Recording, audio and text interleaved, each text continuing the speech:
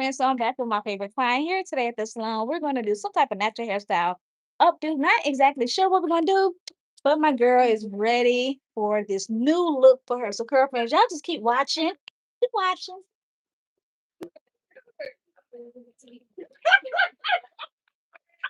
Yeah, I see her. Go ahead and say hey. Hey, Hey. wow, man, come on. Oh, here's what you eating. Oh, girl, it was a soft drop. So they didn't do that here. Each one of our high schools, and you talking about public schools, they all had swimming pools. So we got some peppermints. I don't know. I have to get my gun. Play back on my. Okay. No high school diploma. You're not gonna give me a diploma if I don't pass swimming. It's like, what the fuck is this? I look. Let's not ghetto. Tell me about it. And for those who lived in the ghetto, like me, how many of us know how to swim? I mean, give me a break. I don't know how to swim. I'm sure I want to learn. I really do. I really want my children to learn. That's what I did.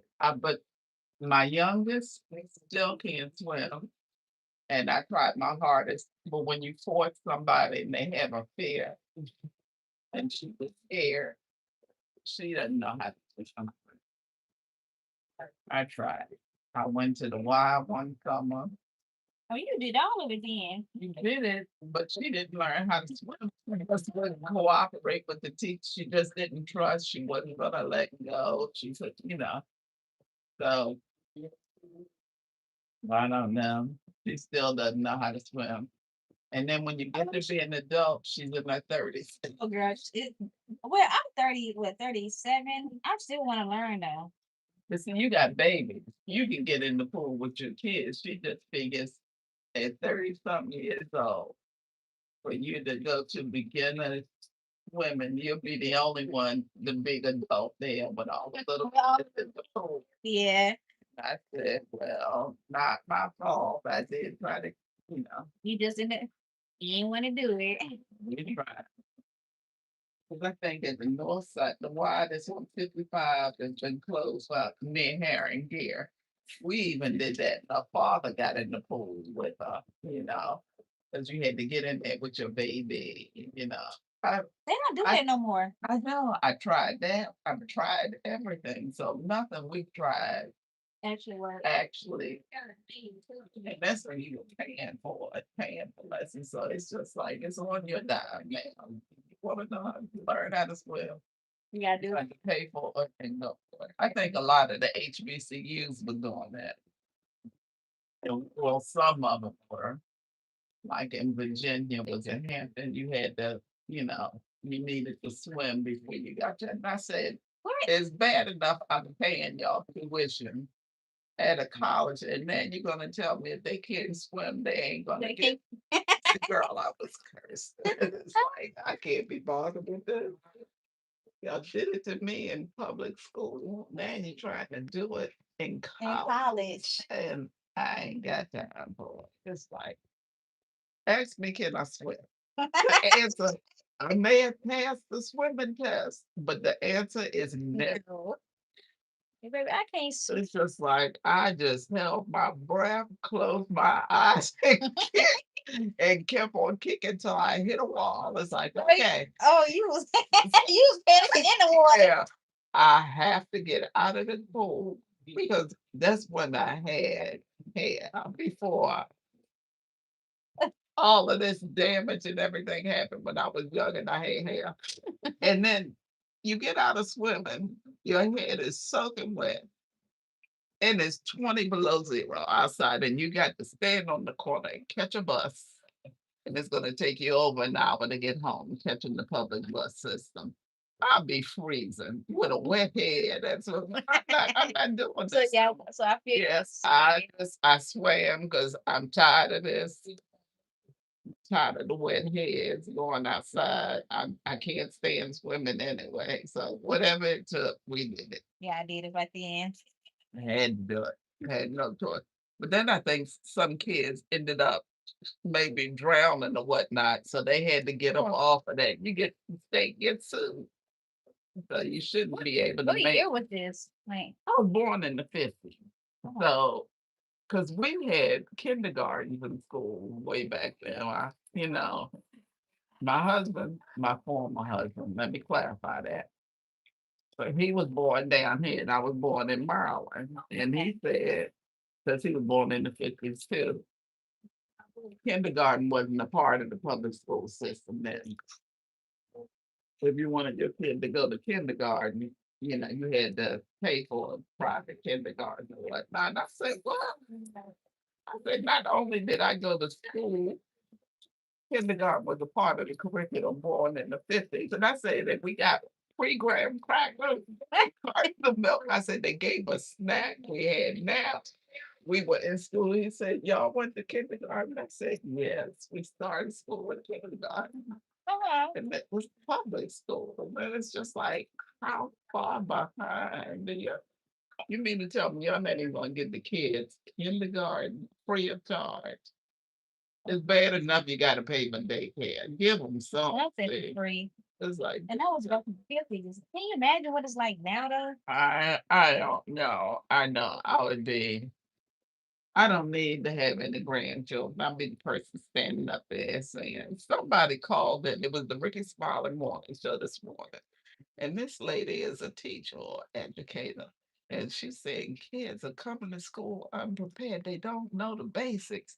He said, you ask them what's their parents telling you. They don't know their parents' phone number. Oh my Because, goodness. the cell phone, you just hit mom or dad. Uh-huh. She said these kids not only they don't know their phone number, if they get lost, they can't call mom or dad because everything's a cell phone or device. We said a lot of them don't even know their parents' name. Oh my goodness. I said, how do you not know your parents' name? They can't tell you their address. They don't have any sense of direction because once they get in the car, they on Man, their it's device. nice. And their head is in their device. So they don't have a sense of direction. And then Ricky Smiley is somebody was saying, I used to ride my bike to the store, go to the store, and the guy said sometimes we had to go all the way across, mom give you a list, you had to come back. And he said we had to know how to walk, you go down this street, you turn the corner. He said kids can't tell you how to get anywhere. GPS, baby. That's all they can have. They don't have that phone. They don't have nothing else. He said, but what if somebody kidnaps you so you in the You trunk of won't the know. car? You won't know You which won't know. direction you were walking in, where I traveled for about 10 minutes in the trunk, then we made a right. They won't know anything and they won't be able to tell you where they were, where they were taken. They had no sense of And direction. no sense of They awareness. just look at the screen. But no sense of awareness either. Like, what do they have on? What clothes do they have on? They Kids don't. now, they don't have no sense of awareness because they're not in that stage where they were had to But learn it though. But the lady also said they don't know cursive, and I'm saying, well, that's been taken out of the curriculum. I heard that they got rid of Yes. cursive handwriting. Of course, they don't have, spelling drills because it's spell check. They don't. It is just like so. The more advanced we become as a society, you take away skills. Yep, you do. The people Of, need you know, children need it. that these kids don't get exposed to it. They can code, but they can't tell you what mom and dad are talking about. It's like, what is this? So I said, I don't know. It's a good thing. And then somebody said they don't teach phonics anymore because the way we had to learn how to read, you had to sound it out. What's the sound of it? I said they don't teach. I said, so no phonics. I don't know how do you teach a kid how to read if there's no phonics in the curriculum? I don't know. I have no idea, but it's just like, mm. I don't even know now. It's different now though. So where do yours go to school at? We go to Highland Bluff. Is that in Jackson? Just in like Brandon, Florida. Oh, Oh, your nails is pretty. Wait, oh, color. That's pretty. oh, child. I don't know. I went. Mm-mm. I like it. You don't like it? No, I think I picked. I think okay. I wanted to get chrome, but they were supposed to be lighter in chrome, and I hadn't had chrome Oh, put that's on my nails favorite. before. And the lady said, "Well, chrome is extra. Do you want it?" This Yeah, one I ounce said, extra. "Yeah." And I was trying to figure out, what if I don't like it? And I paid extra. She said, "Please make a decision." So I told her, "All right, I'll let the chrome slide for now." But I kind of wish I had gotten it. It's Yours so or yours? usually I always get crumbs. This time I did. I just got a red. I just did red this time. But I love crumb. It makes your nails pop. So does it? One lady said it just makes them It shinier, does. but it It's like a iridescent color on top of the color that you already had. But it's so pretty. I had to try You it. please do. It's so pretty. One time I had got rainbow chrome because my nails is like rainbow color. Uh-huh. And I got so many compliments on it. But it was one of my favorites. Okay. Because you do your nails for your babies, your nieces, they all come over, and you are the The person. person that does hair, nails, and does it all. Get the girls. It's just like they come to you to be spoiled. And they got to catch me on a good day, though. A good day. A good day. Girl, if it was a day that I worked, or it's like if I go into work later, no, ma'am, we got to pick a day when mama is off. So I can just do this and it can be a woosah moment. We can have fun together. Girl, 'Cause I don't know. it's different now. I'm trying to teach my children at an early age, like self care and taking care of yourself Yeah. physically and mentally is important. But black women ain't known for that. We do everybody else But we want to take and care of get ourselves. ourselves The best man. after. Yep. You take care of your man, you take care of all the kids, you do the house, you do this, you volunteer, you do stuff at the church. You don't do nothing for yourself most of the Oh, time. You do not.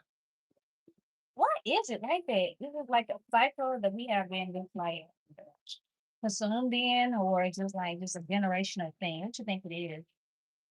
I think originally, okay, Loretta Scott King said the black woman was the most disrespected in all of, and she said that back in the day, you had these black women working in the hospital. They were nurses, and the hospital wasn't paying them right. They got this much compared to their white counterparts. It was Yeah. kind of abusing them and everything else. So they decided they were going on strike.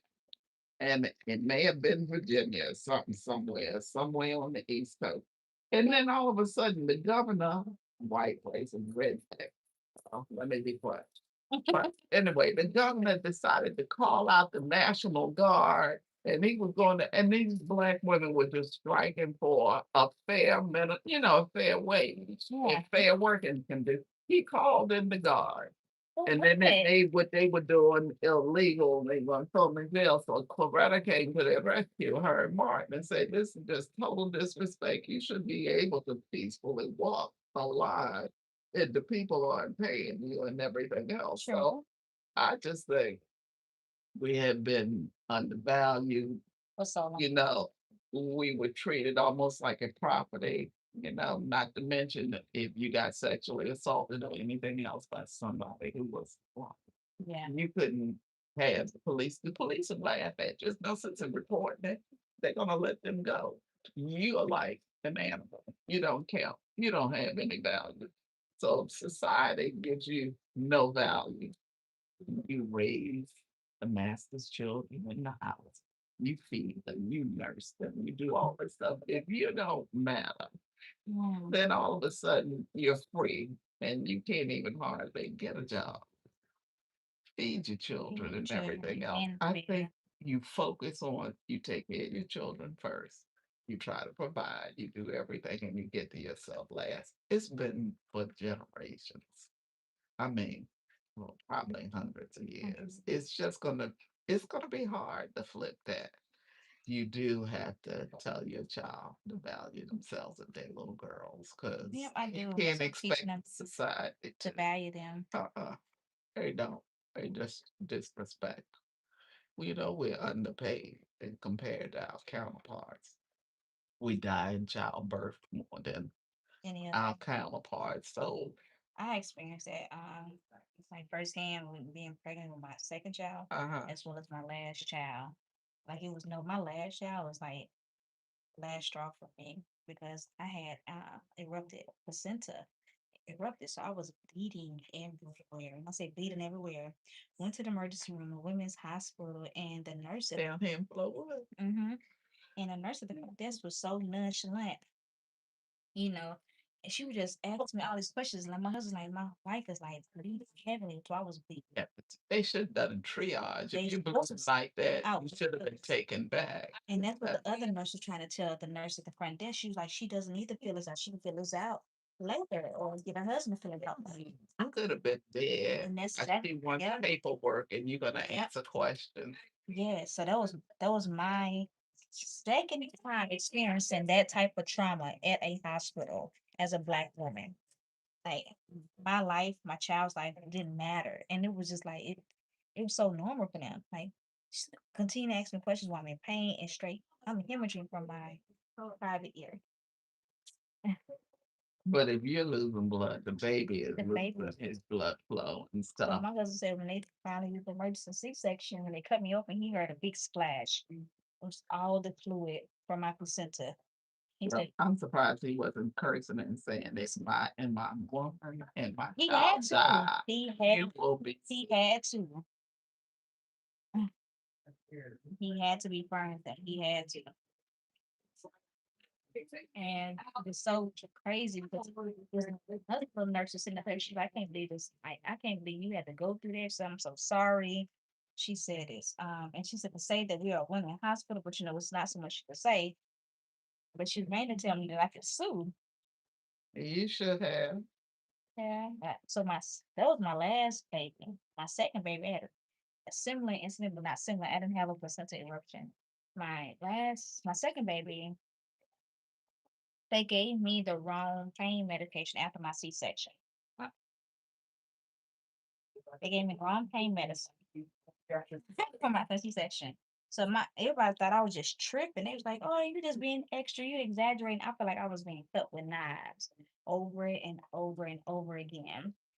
So I had when I called the hospital, I was like trying to come back to the hospital. It's like, no, it's just the pain from the the birth or whatever. And I'm like, no, this is not my first child. This is my second child. Like I shouldn't be feeling this. I couldn't walk. I couldn't move. I couldn't laugh. I couldn't even eat. A nurse from the hospital that had the baby, and she found me on social media. She wrote me. She was an older white lady, and she said, "Can I come to your house?" I was saying my mom at the time. And I was like, yeah, she came up there and she said, sweetheart, she said, you was in labor way too long. She said in front of me looking on, she said, you have a lawsuit. She said, I've been working at the hospital for over 30 years. She said, I don't normally do this. She said, but I saw your paperwork and I saw how long you was in labor and I saw that they did give you the wrong medication. Cause I was like, she was like, I know you were in pain. And she said, black women in the medical, when they go to the medical, she said that they are less preserved. She said, they do not preserve y'all. They don't take care of y'all the way. And she was a like Asian woman. She said, I'm so sorry this happened to you. She said, I see it so often. And I like this woman found me on Facebook. So she had searched my name, found me and straight wrote me to come to my house that next day to talk to me. So she was blowing the whistle She on was him. blowing a whistle. She knew because she saw what You happened know what and happened? stuff. Uh, But that is so true. I don't care what nobody say. Black women are treated less preserved in medical situations a lot of times. And it's just not by the other race. Sometimes it could be by our own people as well, which is, I hate that even worse. I know. Back in the day when Metro Center was open, okay, me and my little Indians, we go over to Metro Center. I buy them all of their little Easter outfits and suits and stuff. So I went over there one day and I had just bought my son his suit and everything for Easter. They put it on sale. Of course, armed and ready with the receipt. I went home and got the suit, came back with the receipt, and it was a black woman that told me, no, What? they She was not gonna make any price adjustments. And you better not to say what with the receipt, and it's not even 7 days, and I done paid you, and it was either day. So I went over there and picked up the red courtesy phone. She was so nasty. And the Come on. lady that picked up the phone said, "What's your name? Let me look up this receipt." And she said, "Go right on over, back on over there, because I'm going to call." And get it And straight. she said, "They are going to do what it is you asked." I said,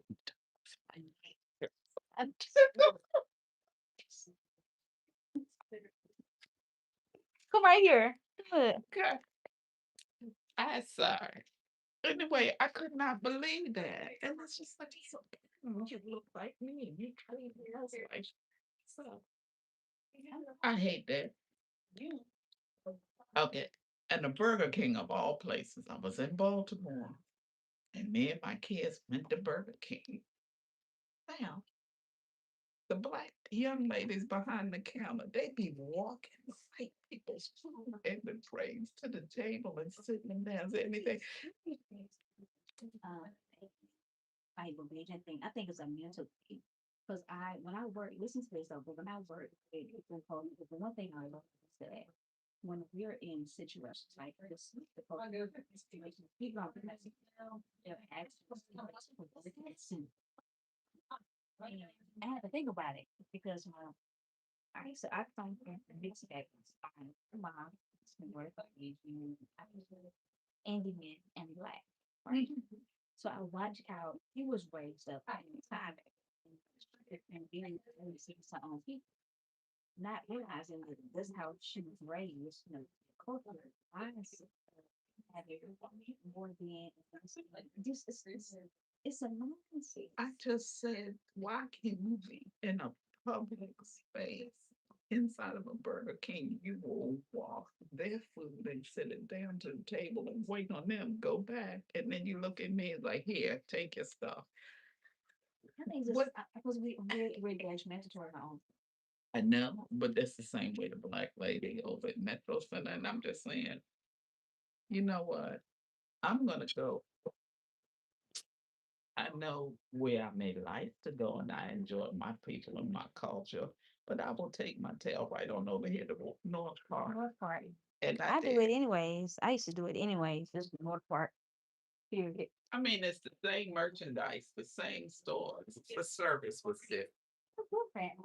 That's its mindset thing for sure, though. No, I thought I was in, I should have gotten that kind of service because I'm getting tired. I've almost wanted to take out my earrings, give me some Vaseline, and whip somebody's behind just You can't because whoop I'm nobody trying to shop behind. at Metro Center. That's ridiculous. I'm gonna check on you in about 20 minutes. You want some water? Yeah, man. I already know. It's ready. Why didn't you bring me one? Yes, Us. I told you last time I drank that. I know. Me. Hey, girlfriends, how are y'all doing tonight? We're gonna go to the back and pull up some towels. Trying to make sure I have everything. Okay, tonight we're doing an updo. What this updo consists of, I'm not exactly sure, but I'm gonna figure it out once I get started. She is getting a mask on her hair tonight, which is good. So the towels are not dry, so I can't fold up the towels right now, but I'm gonna wash. So, do you see what I'm talking about? Lisa,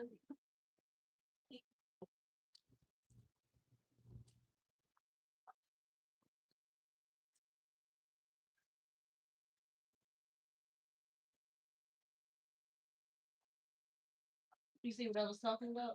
I remember. Yep. You do it. Yep. Look, I had to think about it. She does a lot. Oh, this is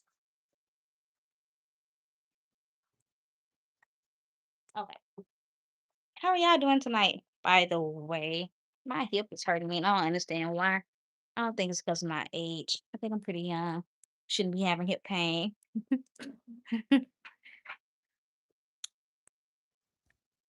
That brush is not damaging, Z. What you saying?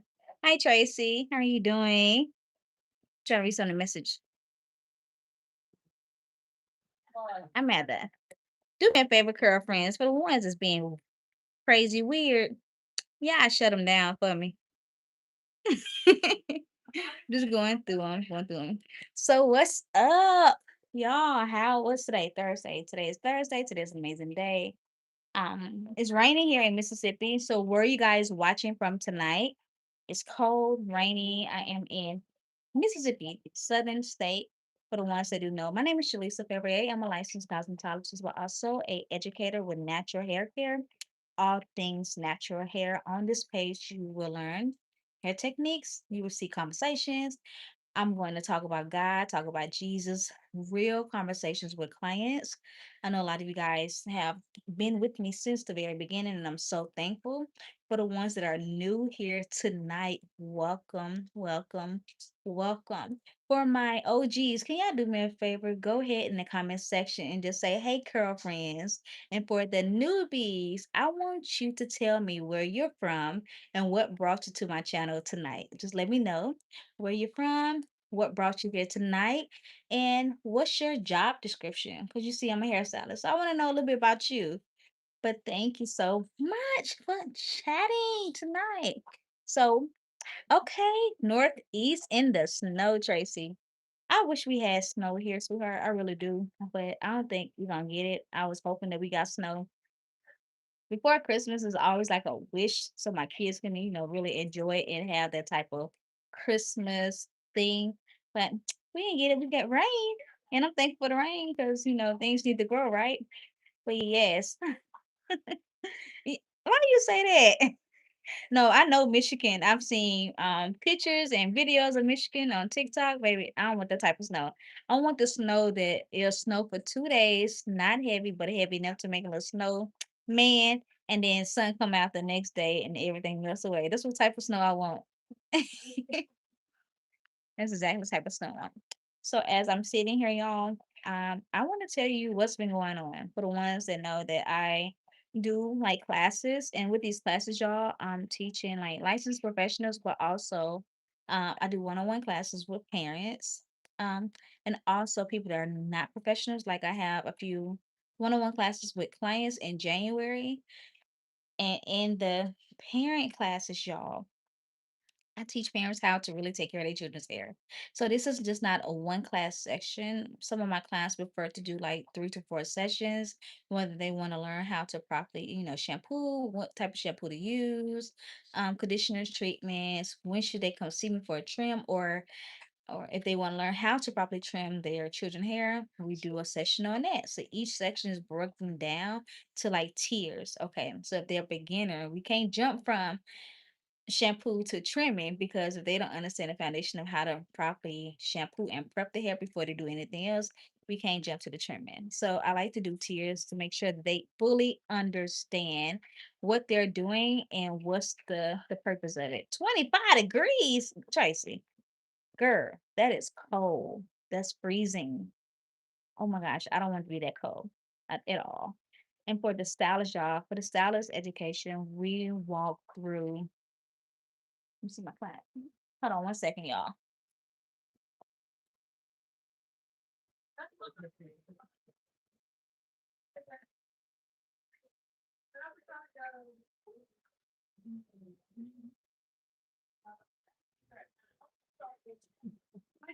For the stylist situation, we go through styling techniques. I'm doing a class on product education, what products is best to have in your salon space or your suite space, especially if you're dealing with natural hair, curly, kinky, wavy hair.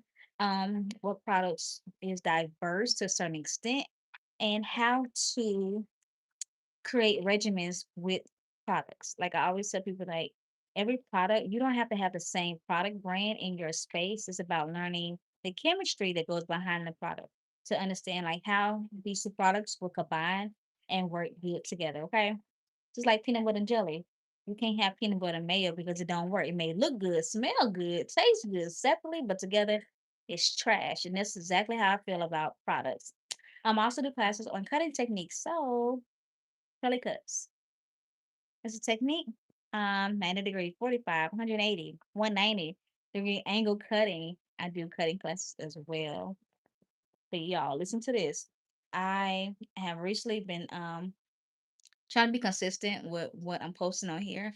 I know a lot of you guys love to see lives, and I enjoy doing lives, but I think I'm gonna push more towards, long form content. And if you guys are interested in learning anything, like anything, I don't have to be super technical about what I'm teaching, but I want it to be technical enough for you to understand and comprehend. So, my OGs on here that's wanting to learn something that I have not taught just yet, let me know in the comment section now. That'll be perfect because I've been working on my long form content schedule for the next following weeks until February. So something you want to learn, please let me know. Something you have questions on. Like I love to hear from y'all because y'all are real people and y'all be on here like the whole time. Like y'all are the truth. Okay, girlfriends, y'all are the truth. What you say? Hi, Denisha. How are you? Hi, Grace. How are you doing tonight? Hey, no, I'm gonna say your name wrong. Lay Mac. Hi. Hi, Ebony. What's up, Ebony?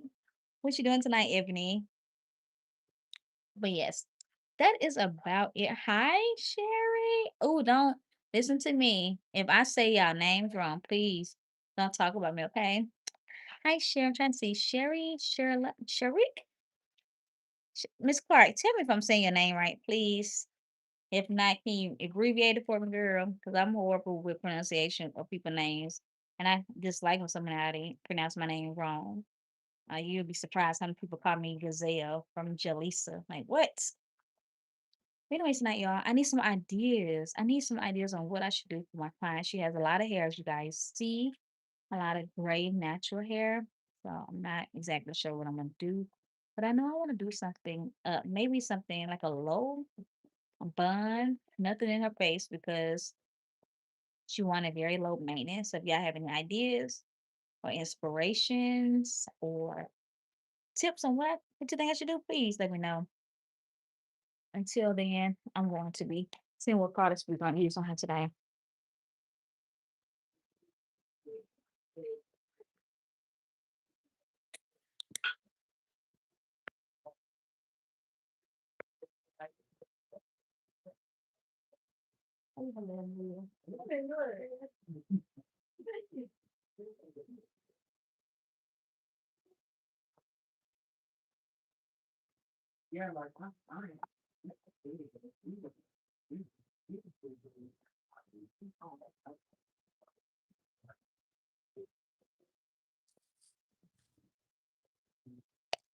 Yeah, meet my baby girl. This is my other baby. It's my fourth baby.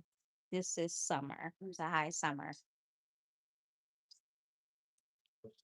So tonight, y'all, for the primer, we're going to use the Mika Wizard Primer. This is also a heat protectant, a detangler, but it's really good heat protectant and it smells like something sweet. Okay. I'm not big on a lot of smells, but the smell is not harming or damaging to the hair. I'm with it. You know what I'm saying? It's okay to have a little soft scent on your hair. And for the ones that don't know, Amiga is a diverse hair brand that it was established in New York City, which now they have a line that's called Hydro Rush. So if you're dealing with hydration issues, like that is really amazing. Like really, really good. Okay. Tonight we're going in with a short beauty blow dryer. I have to break her hair down. I think it's like 8 sections because she got really dense, long, beautiful hair. So we're gonna use this tonight. What dryer are y'all using at home? Do y'all use a particular hair dryer or do y'all stretch your hair before y'all do your styles? And what are y'all doing to your hair? How do you really prep your hair?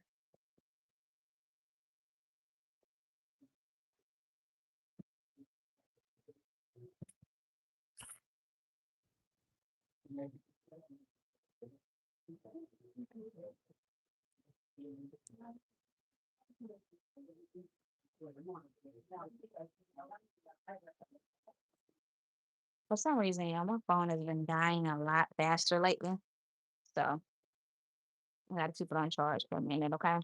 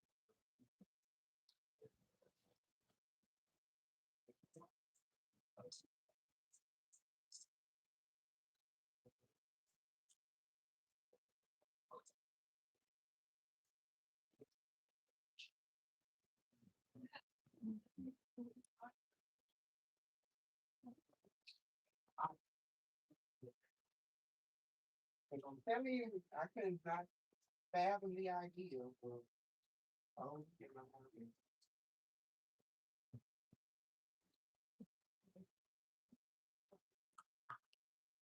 It was like, was it like that updo bun, or was it like that low bun I did, Tracy? Something that like that updo bun stuff going on in the back, or was it like that low bun with the little stuff kind of going in the middle? Because I know she wanted out her face, no hair on the side. I'll be right back, y'all. Okay, right back. Give me like 2 minutes. Right.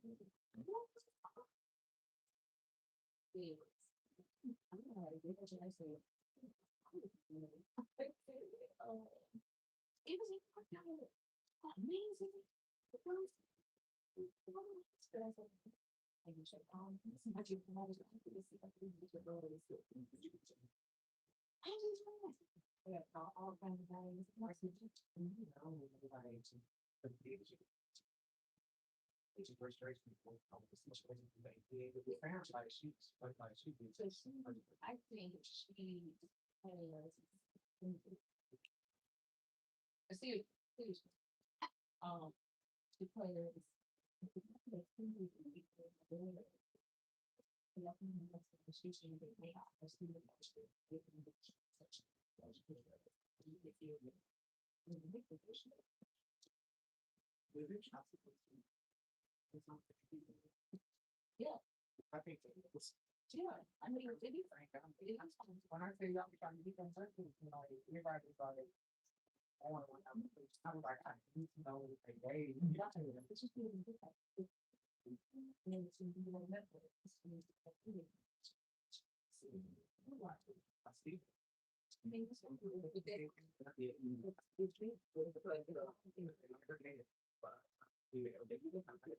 was hard.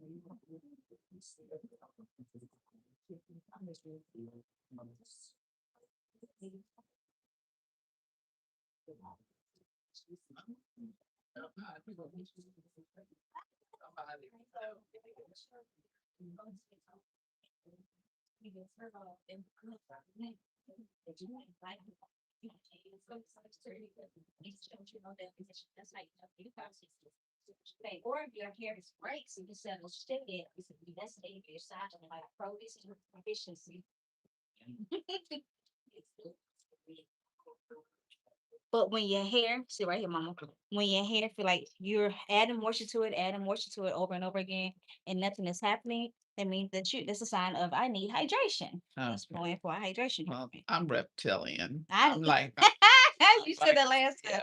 yeah, Like yes, I the am. gray hair shows lack a lot of time. That's why we look for another hydration. Gray hair. I don't even. You I don't know what's on my head. It's got great, not. beautiful hair. No, no, no, no. Don't even try it. Take the compliment. This stuff. It's It's like you don't know it anymore. The older you get more and more gray, and gray is so. It's like Brillo. It's wiry. like It's it's very watery. Gray is very light. it's like what is up here this time? Vintage. Like what? First of all, Now you wouldn't trade your hair yes, I for a head full of gray. oh yes, I would because I stopped coloring my hair 2 years ago just so I can go gray. Yeah.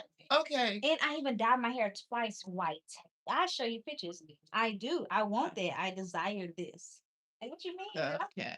If it was just all gray at one time, this stuff like this. We always want what we can't have. Yes, And I even if it did. was all gray at one time, you'll still be finding something. You still be bitching and complaining about what's on your Yeah, head. your hair. Oh, the old folks say. Uh-huh. I hear you. They just don't have to live with it. It's like, It's beautiful. Tell her, y'all. Her hair is beautiful. I don't know why she tripping. It's beautiful. I don't care what you say. I was like, yeah, it's like trying. It is so. Your hair is beautiful.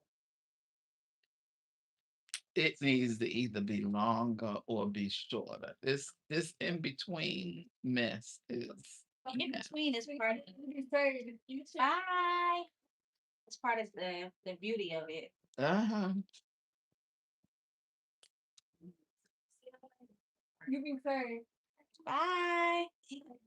Getting out here. Yes. So Tracy recommended that we do a updo I did on one of my clients here at the house. And um, here. Ah, okay. I told them that you don't want nothing complicated. You want something out the way, something that where you don't have to do nothing to it. Just kind of just like low maintenance. So today, guys, we're using the Wizard Amika primer detangler, also heat protectant. You see, I had already section and detangled her hair when she got her hydration treatment up under the steamer. Now I'm just gonna go in these twists and kind of open them up and spray this throughout it to make sure I'm touching each section, making sure I'm touching each strands, honey. Get in there really, really good. You just can't spray the hair on top. You have to go in between it, underneath it, on top of it. Gotta kind of meet it where it's at, okay? In the desert, it's so dry and wiry. It's like You can't tell. You're not there. I told you I was a lizard, dry skin, dry hair, dry everything. Just Well, you are kind of light. Like my husband said, you kind of light. it's like, oh my goodness. Like Now I'm gonna go in with a conditioning spray. This is the strands of face conditioning spray here. I'm gonna do the exact same thing I did with the Wizard primer. Oh man. Or hey, okay, I put her in the dryer.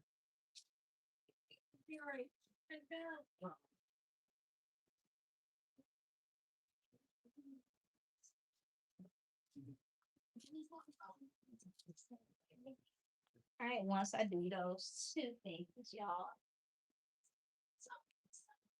we're gonna go in with a little bit of America Creator. Okay, just a little bit of this. This is a leave-in treatment. You asking me why we adding all this stuff because the key thing that my client talks about the most is that I hair being wiry and it just helps smooths it out. I also add a more factor of shine when I start to blow dry it out. Okay.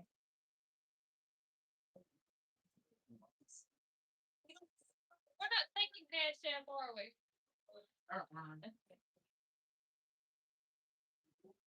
Unless you got the card.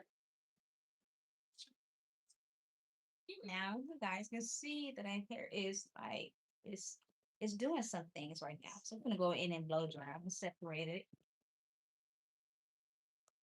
all the way to the back. And I'm gonna go back in with the jumbo two strand twist to make sure that her hair is still staying hydrated as I'm drying and parting her hair off for the blow dry section. Okay. And this just makes the process easier and makes me move a lot smoother when I'm dealing with a client with a lot of beautiful hair.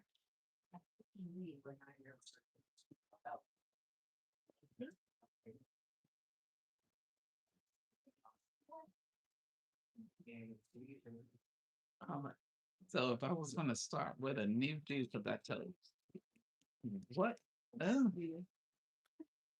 I like I kind of like what you used to have and you lost it, and it's not like that anymore. I used to have hair. I like fullness of hair, like body Right. and and stuff, just natural hair being pretty. But You don't I think it can't. looks like that now? Oh, this stuff up on my head is worse than the corn broom. Nah, I'm not gonna let you sit here and talk about your hair like that. Oh, I thought that was funny. It's like a broom, just It like is not. yeah. It is not at all.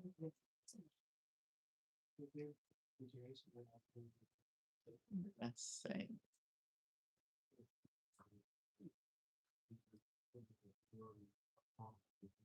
Would this be your first time getting an updo, or just something? I don't see updo. How long is it gonna last? How long is it gonna stay? Because For you, for the type of person I know that you are, 2 weeks. I think something's gonna last a little longer than Girls, you natural. When you talk about longevity, you're talking about neatness, okay? And natural hair not supposed to be neat like this, but that long. You shouldn't have it 2 weeks. How long does okay. your two So strand twist last? okay, I'll have my two. I used to come in. She I had me trained. I Okay. would be in here every month. She would just hit me. I would go from 4 weeks to the next 4 weeks and get it done. So, you know, 4 weeks was cool. I had a whole month. And now you're saying 2 weeks. It's like, what's in that? Let's get that. How long did it last the last time? I don't know. They've been out probably, my appointment was getting, let me see. You hear me at that point. It'll last you 4 weeks, but it depends on how you sleep, though. You gotta think about that. How you sleep? You Just sleep. put a bonnet on it and let it drop. Yeah. So, mm-mm. Then I updo will show all my wrinkles, all of my. So like two strand twist.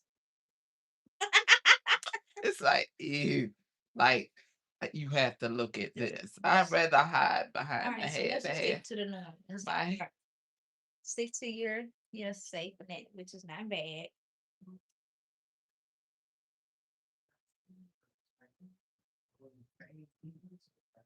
Your hair feels a lot better than last time, especially after your trim that was needed.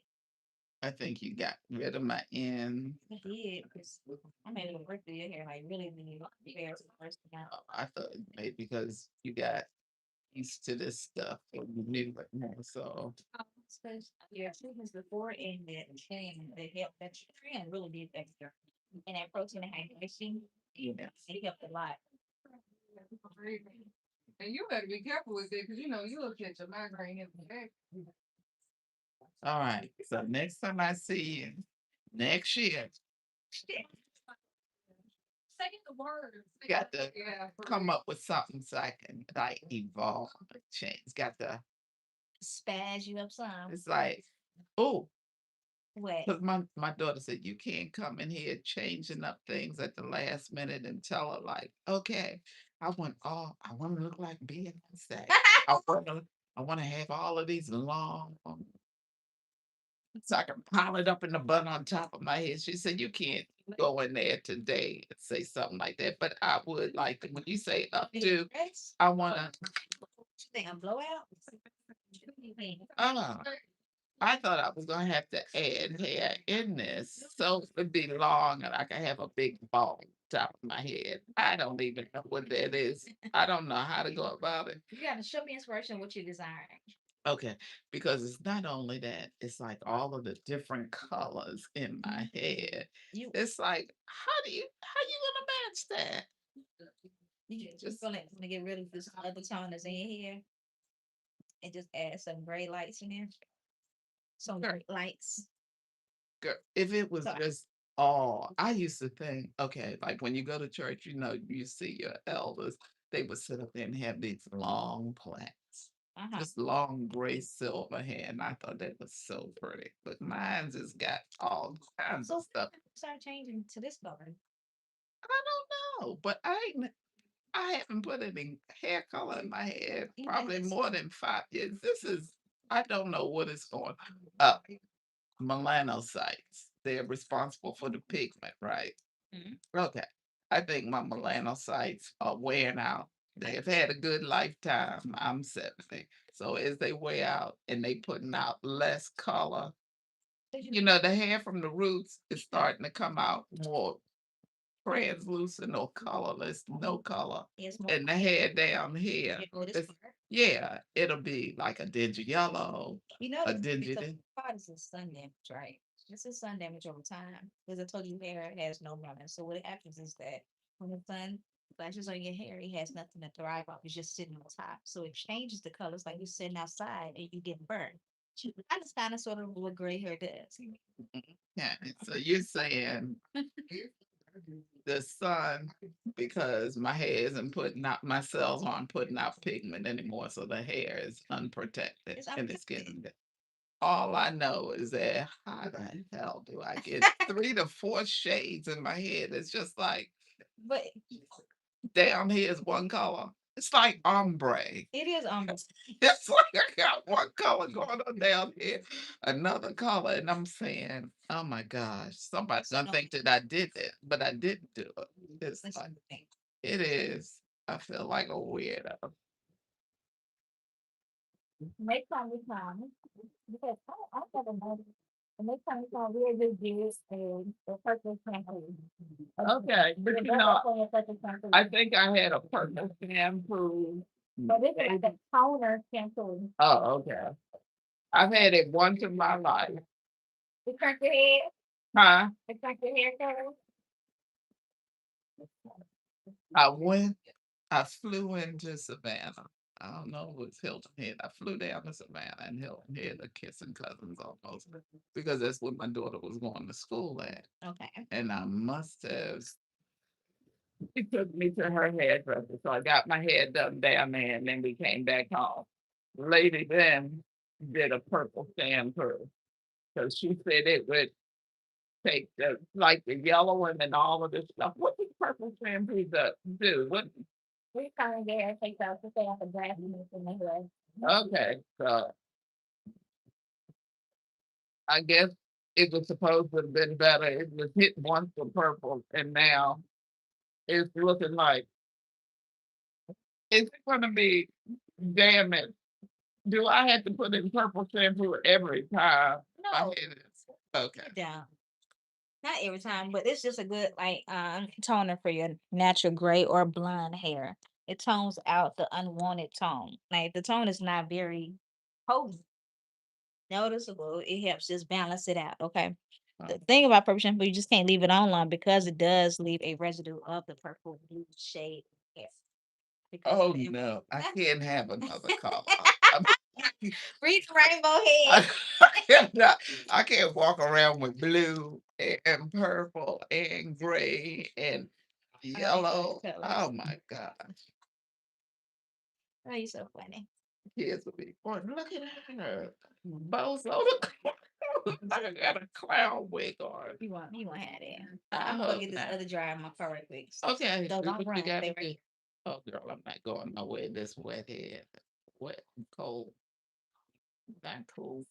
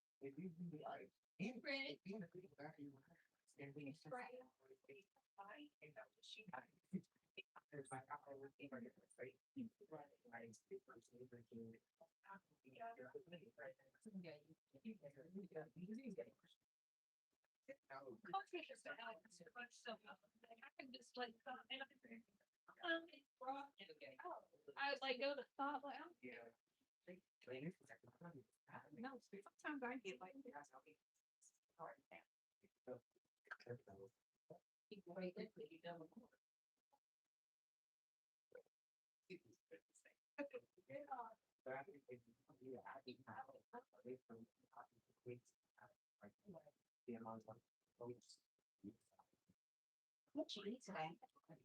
I haven't. I went to work this morning for the opening shift to open up the place. Girl, I did sit down. I didn't even eat for lunch. I got off after 3 o'clock. I was trying to make it in the crazy traffic out here in the rain and the crazy cars. I hate 55 doing I'm gonna say I know you had to get on 55. girl. You know they don't know how to drive in precipitation down there.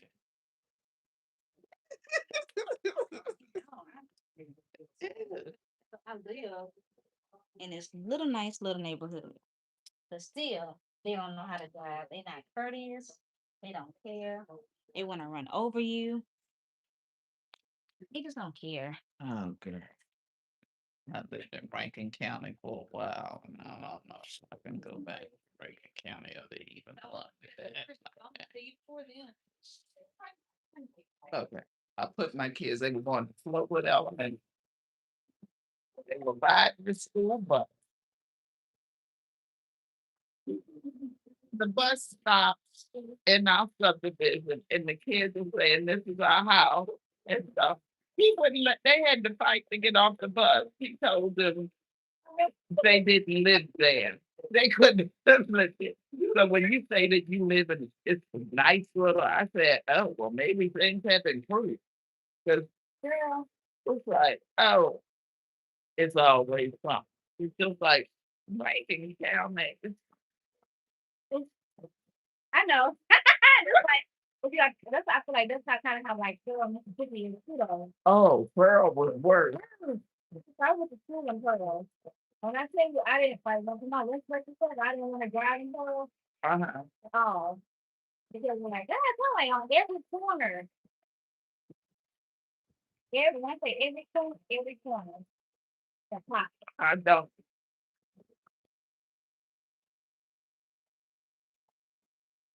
have to be careful. What I say. Right between that and the other ears of the thing when it's just you and me, I say whatever I want to say, and it's okay. Like that is fine. You hear me? That is fine. I'm like, I do. They like where it's fine. Okay, it's like me. They have something else out in Rankin County. My father would say, like, girl, with the way you talk and bad as you are, if you probably would have been hanging from one of the trees out there and stuff. Don't say that, girl. He said, that it happened. I said, yeah, I get the point. So it's a good thing I came down here this late. No, the first time, okay, we moved into Woodhaven.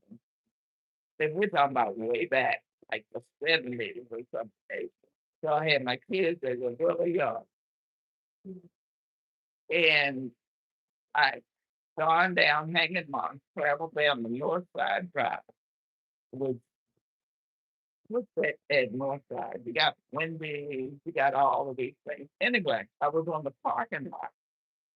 And this guy in this truck, do you remember when these trucks used to have these Confederate flags across the back window? It was Confederate flag. He had a gun rack and everything.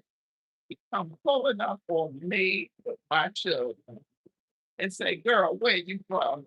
You look like you about Cherokee White." And I looked at him like, "How the hell you get to say anything like that to somebody in this day and age?"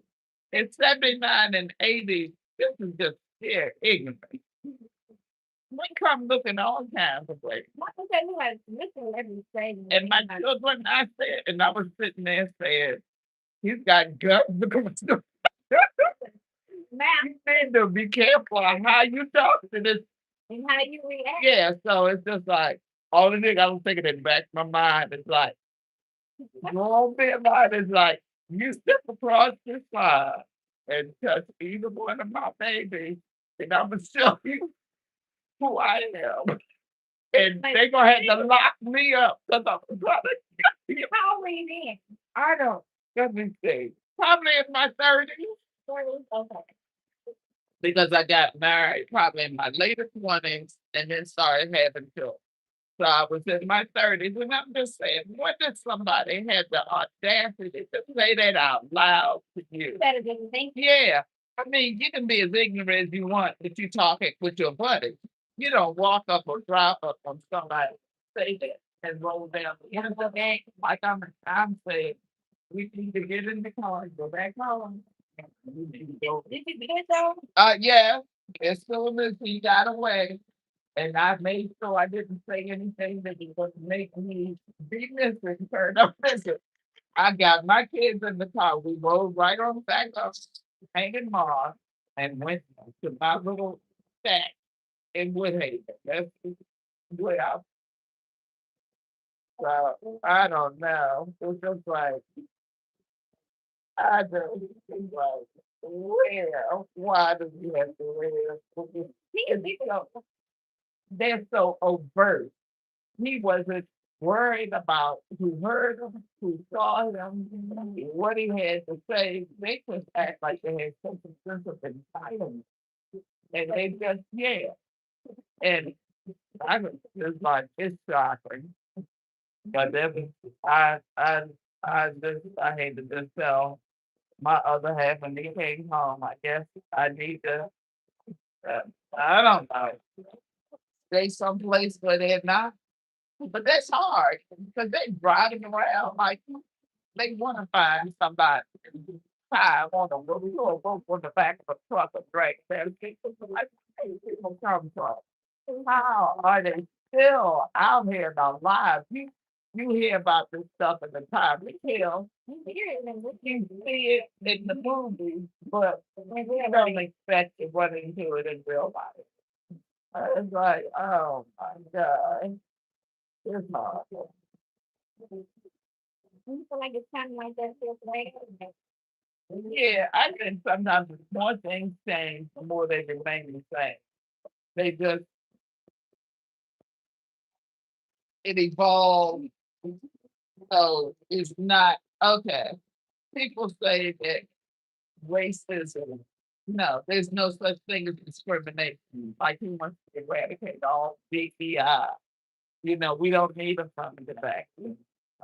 That's discrimination against somebody like they could have gotten into college, but y'all are setting these quotas to get people like us a helping hand to get into college. And I'm saying, y'all are out of your color. They did that. My son went to an Ivy League school. He went to upstate New York, to Cornell. And then he made it. See, I yeah, I would have been home a long time ago because you know what they told my son. The only reason that he was there and he got into Cornell was because of a public actor, and he had to tell them, "I beg to differ. I got a diploma from Geneva, Switzerland, European college level education while I was in public school. Then I got a meritorious scholar. Like I'm probably more deserving to be in here, got high grades scholarships. But they always think that you get a handout. You're not smart enough. You shouldn't be here. You need to get rid of these programs and let the unqualified in. Why do you think everybody is unqualified? That we need to do away with these programs because it's actually reverse racism. I said, yeah, I'm just full of I don't know. It's just like so my first child went to Princeton and my second one went to Cornell. And then when my third one, my youngest one was with us 1 year, we were up at Cornell. He was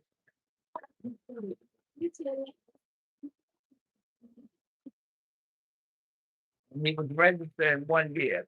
And my littlest was with us and she was saying, come on, let's hurry up. And the lady looked at her behind the counter, behind the desk, and said, oh, so you think you're going to an Ivy League school too? And she said, that's right.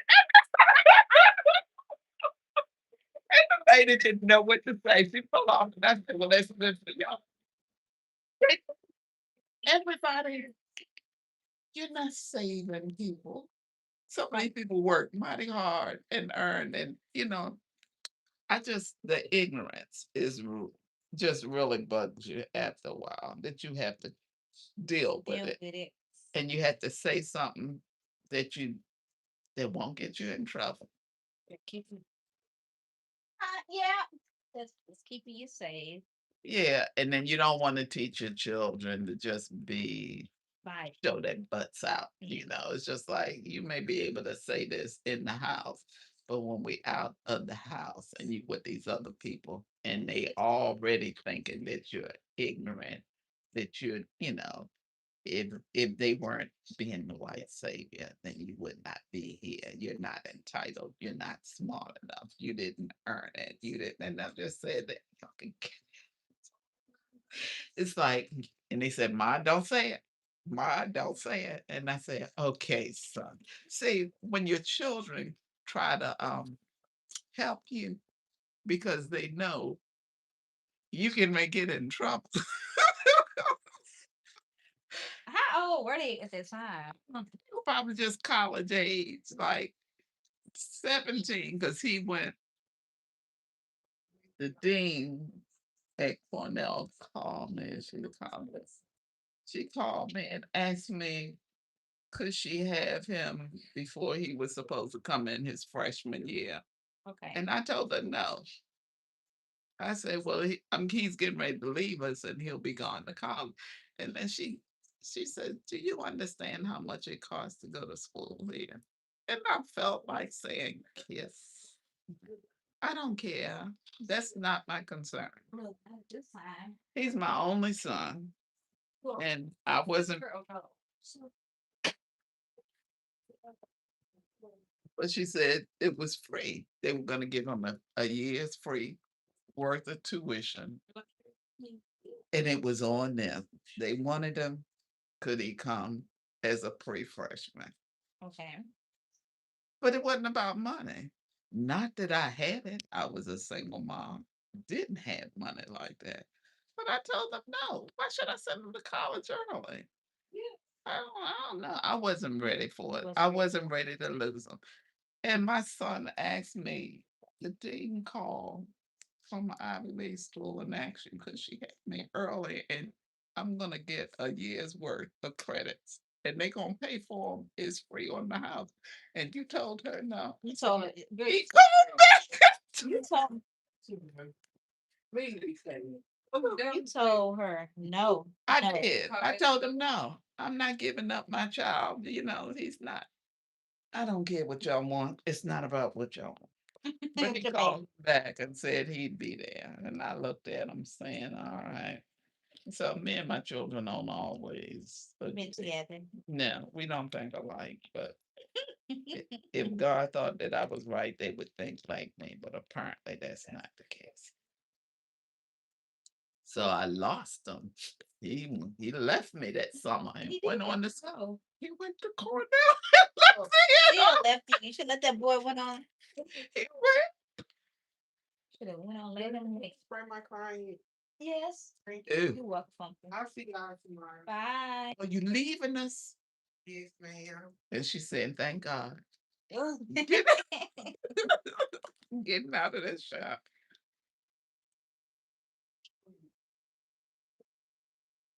It's like, eh. So you want to decide on where you gonna eat tonight? You gonna eat? Me? I'm gonna call my youngest and ask her where does she want to eat and tell her take me out to eat. Tonight? It's like, all right, so what are we eating tonight? Because I've been at work and I got my head done. So You wanna go get something to eat? mm-mm. I guess I should, but I eat so much sugar and be snacking. I think I don't eat right. And that may be part of my hair problem. Nutrition, not eating right. Not eating right. I Yes. know. Too much sugar. Steak. Too much sugar, not enough stuff to build. Yeah. Why you make me get feeling like this? When I gotta get out of here.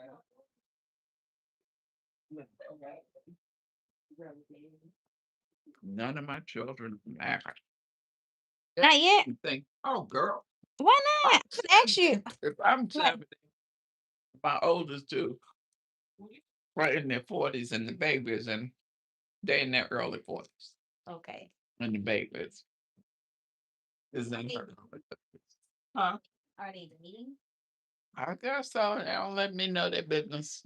They know best. Now you can't. Now you can't be that bad. Oh, my son told me like when I bring a girl over and introduce her, I'm not asking for your opinion. I don't want you to say, well, you like her, you don't like her, because quite frankly, I'm honoring you by letting you, but I'm not asking for your opinion. Yeah, And it's gonna come down to I hear him. I know, I know. But if he ever told me he was getting married, it's a mother's child. You need to know, like, where's she from? Who are Mm-hmm. folks? Mm-hmm. You don't, you You just want, just, you want yeah. to make, you want to know who's your son become. You want to Your know kid. because they're going to be a part of the family. And if it's just like, what? You've been married 4 times? You got 5 kids? From, Right. all from different parts. You need to know. So he can tell me that. But sooner or later, when it gets to that point, it's like I'm at the tell him, be quiet, sit down. Because mama got to do what mama's got to do. I So want to you know. still a protector. You Huh? still a, I say you You still a have to, protector. You do. you tell them maybe what they don't want to hear. But what's the point in knowing and feeling it and sitting there on it because he threatened you? What you had to say, he's not interested. So you're not interested. You can go to another room if you want. I'm interested. I need to know. Like, Mama needs to know. I'm invested. Sorry, son. It's I like love I you don't spend too much time raising you, going through all of this stuff. So now it's time for mama. All right. to So, make sure your son is straight. I feel you on that. but they're gonna decide whoever they want. They're gonna But they, it's not to talk about it, but if you see red flags, I think you're doing a disservice to not tell them. I agree. I So would want somebody to tell me. I don't know how I would take it at that age. You know what I'm saying? Like, it just all. but I think it depends on how you come with it yeah, and their maturity level. Can you sit down and have a conversation? sure. But And are you able to hear and be able to receive what is being spoken to you? yeah. Yeah.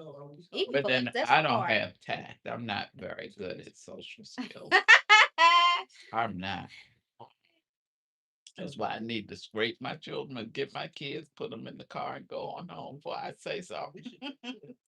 This gonna have me dragging behind this truck and my children standing on the corner watching mama go by down the street. I need to be quiet and get on out of here. You just get on out the way. Yeah, I did. So, yeah. So funny. So So things have changed, but still, exactly. I don't understand black women dying in their infants at the rate that we are. What hospitals? You pay all of this for health insurance, and then they're gonna just let you lay in the hall and die of a stroke and get shot. Oh, what that is. But I thought, I'm not gonna lie to you. I used to think that it was just like a made up myth. I don't know why, because I was kind of shut out from the world growing up. And I'm not sad that I was, but as an adult, experiencing it for myself, being a black woman, I was like, all right, something ain't right. And for another, a nurse to come to me and tell me, like, there's a Caucasian nurse, a white nurse, to say that black women are highly mistreated at the hospital. That was like a sign for me, like, okay, this is not something that's just been, taught. This is something that's been like has been happening. It's real. You too. Everybody's leaving. Just us. It's us. It's just us. Is she Sure. going I out mean, my way to the back? yep. We have to park in the back. We work in the day. And work at night. We park in the front. Mm, but it's terrible. If you could change one thing in the world, what would it be for you? Like being a black woman. Oh my God.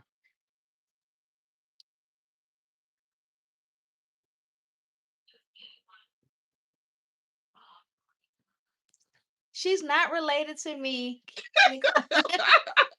And thank you for subscribing. Hi. It's like, She oh, does have so you. they lose. Look, we Yeah. we're kind of like family. If She I, kind of bossed me. oh my goodness. I'm just playing, yeah. I love her though. This is my second time ever servicing her, but we just connected right away, y'all. Change one thing. Yes, if you could change one thing in the world, what would it be?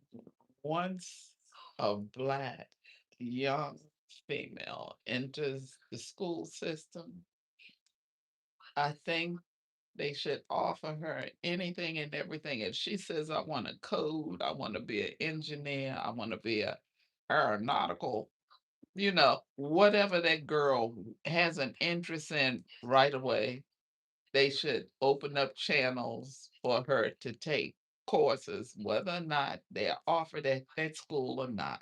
They need to put her where her interests and her dreams and hopes lie. Doesn't make any difference what education levels are at the house, what education level mom stopped, that she went to college and not that you should be it should be for all that we've gone through, for all that we were not allowed to do. We couldn't, but we couldn't get into college. We can't vote. We couldn't work. We can't work. We can't buy a house, red light, all of that stuff. Couldn't The vote. only way is at this point in time almost getting them early and opening the doors so they can have access and be able to, To be yeah. to really be So themselves and not feel so if the they don't want damn. to go to college, fine. If you want to be something else, fine, so be it. But we're making sure because you are who you are, because you are black and a woman, what is it that you want? What is your choice? Okay, we're gonna provide the way for you, and you don't have to pay for it. I don't. I know that sounds crazy, but it would be nice for girls to not be second class citizens, to not be, especially if they're black, to not be paid less, to not be unable to afford an education. There is no financial aid. I don't want to hear about any of that.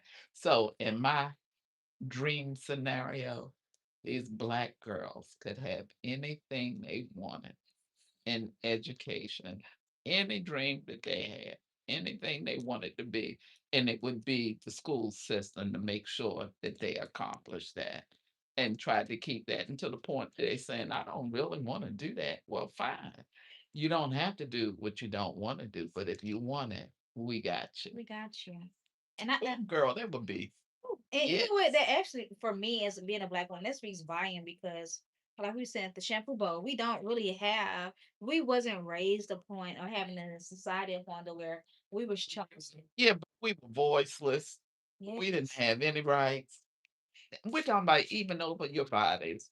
You can't even say you don't want to have children. Your man may beat you from here to kingdom coming back. You couldn't, you in back alleys trying to get an abortion. I'm thinking if we had the freedom to just dream big, think big, whatever it is that little girl thought that she wanted, okay.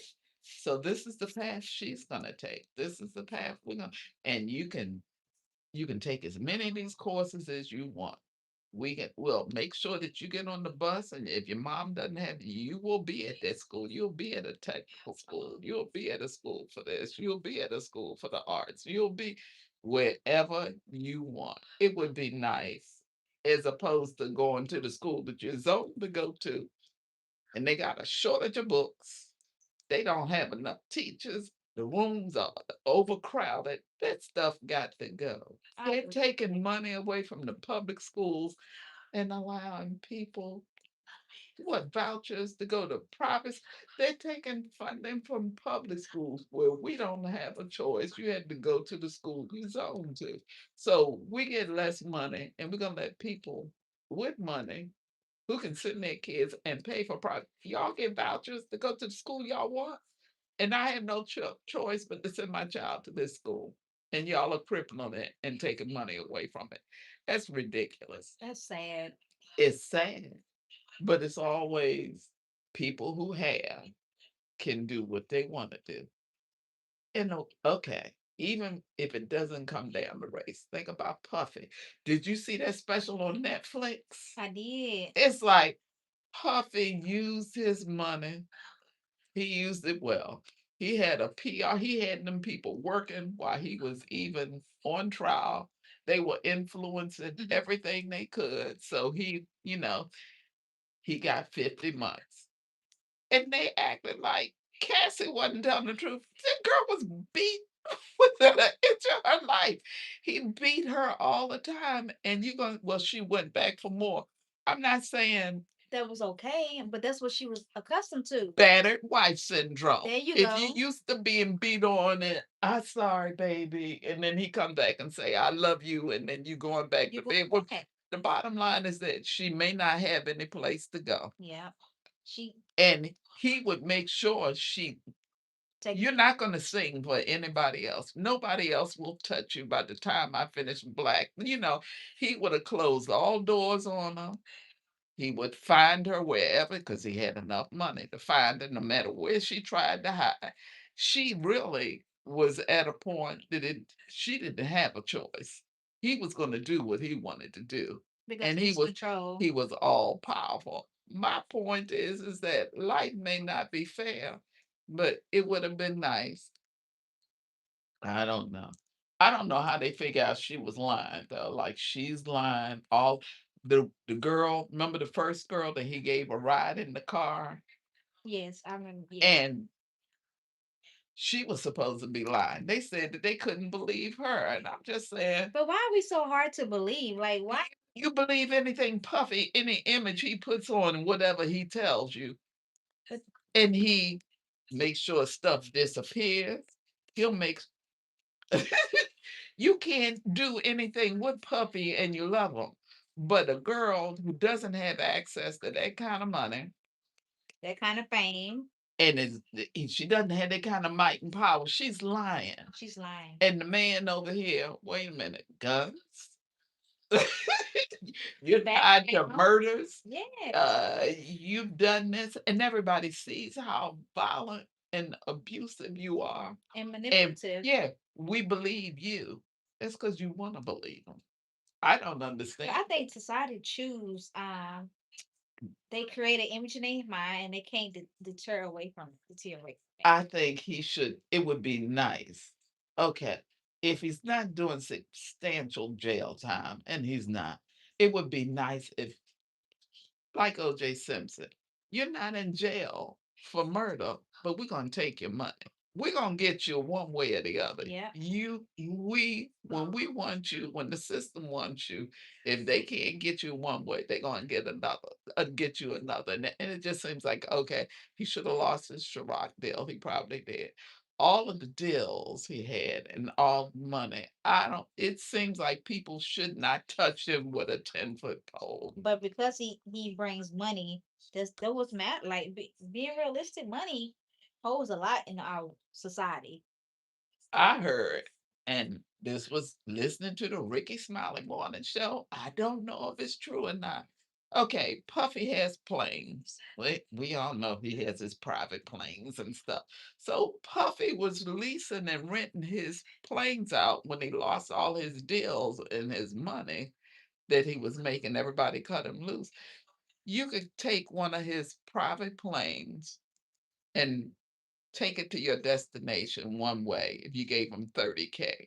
So it's 30K if you want to fly down to, let's say, Puerto Rico, 30K to fly back. They said Puffy was making money even with his deals gone because he, you know, manipulates, knows how to strategize, move things around, and still get, yeah. So he was still making money, even though y'all thought that he had 8 lawyers.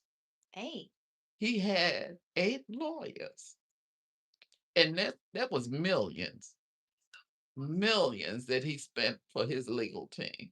So it's just like, oh, Puffy's making money. You don't think he's making money, but Puffy would put things. Remember when he started Bad Boy, the company, he didn't want his name on it. yeah. He knew he was a bastard, and more than likely, he'd be done something. But you can't come after it if the company's not in his name.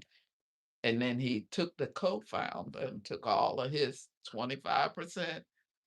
You're taking stuff away from everybody till it all comes to you. Mhm. But nobody can touch you because it technically doesn't have your name on it, it has your mama's name or somebody's name on On it. there. I said, all right, Puff. I mean, Okay. Puff may be slick for the ways of the world, but He ain't got nothing on God. Sooner or later, he's got to be handled. I may not even be around to see it. I guess it's not on me to see. But God's in control. God is definitely in control. Yeah. I pray the He same. does not make any mistakes. He's all knowing and he's perfect. So Puffy's gonna have to stand before somebody sooner or later. To And answer. he's not gonna get away with what he's been doing all of this time. It would be nice for him to reach the end of his rope. Not I just wish I he'd don't be mean honest. as in die, but I mean the end of his ability to, you know, Yeah. the work things out behind the scenes, to buy this, to control that, to manipulate this, to lie. It's just like we're done. Nobody believes any of this. We done been around this carousel too many times, Puffy, and we're not buying it. I don't know why the judges let the jury get on the trains and go out there and watch TV, read the newspaper, listen to the social media platforms and all the people he had paid. He had paid people to be wearing shirts that say free puff. He spent his money well to make sure that he did not. Doing it time. Yeah, 50 months. And that's How does 50, 50 months? 50 months is like 4 years. But from that 50 months, they were going to include the time that he's already been in jail, that they wouldn't let him out on bail. So it's less, he's not going to do a whole 50 months because he's already been in jail for months and months waiting all of this time. So, but he's not going to be in there 4 years. Maybe give him three. 3. Somebody knows. I think it's supposed to be.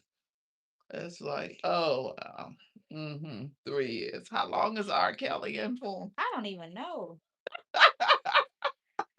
Oh, he'd be crying and stuff. I don't know how long but it's like, okay. And I don't know what's happening with Will and Jada. Will has been selling his houses. They're not making the money that they used to make. And I just said, well, and nobody's at fault. They did that to themselves. I don't know what to say. So, huh? I said, being a celebrity, I can't imagine what it's like. But if you're a celebrity, you know that this could end, that nobody truly loves you but God, your mama, and that's every. So the same. Everybody's looking in your life. Everybody see what's going on. You can't. You need to understand you're also That's black, true. That's the and brother when you're die. black, things aren't fair. So I don't know what made him think he could get up at the Academy in an award show or someplace and go slap somebody. Who the hell do you think you are? You're so privileged and entitled. You're gonna pay a price for that stain and what you just did because he's a black man. I don't care if he slapped another black man. That man was representing the Academy. He got paid to host. They had him up there. So you're doing this and an award event. And so your star shall fall. You were stupid. Just purely stupid. I don't know what she did. She's living in a separate mansion. She ain't even living with him. Oh my goodness. You didn't know they lived separate. No. Jada and Will have been living separate for years. And Jada had this affair. Well, it's just like, well, I think she's had to stop. Does she still do Red Table Talk? I think so. Ugh, she should let that go because it ain't really helped her and Will at all. But it seems like anybody who lives their life just telling all of their business when you're a celebrity, that's not cool. So, is that rough? I don't know. It just Mm, looks like it's it's not. okay because It's if not. it's kind of deadish and I stuff. think. I think what I've learned over time is like when we looking at like the celebrities and stuff. Ooh, somebody else leaving. I'm standing here talking all this. out with them, honey. You got a fun in here. Oh, that's pretty in the back.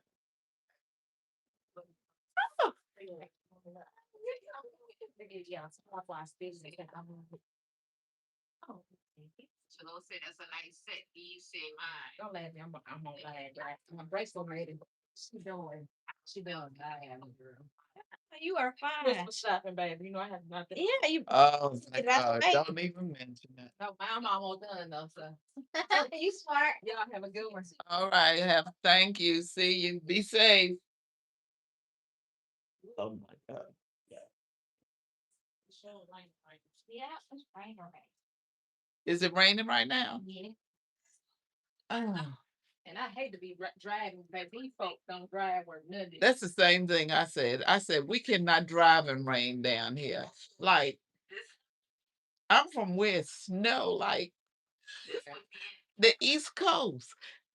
I didn't. As soon as it rains, everybody's kissing the wall around the waterworks Yeah, curve. It's like, Indy 500 when it rains, baby. You think they doing? oh no, that's when you should slow down. They act crazy, just crazy. The Indianapolis 500. I said, appreciate you. Child. Oh, she got you hooked up.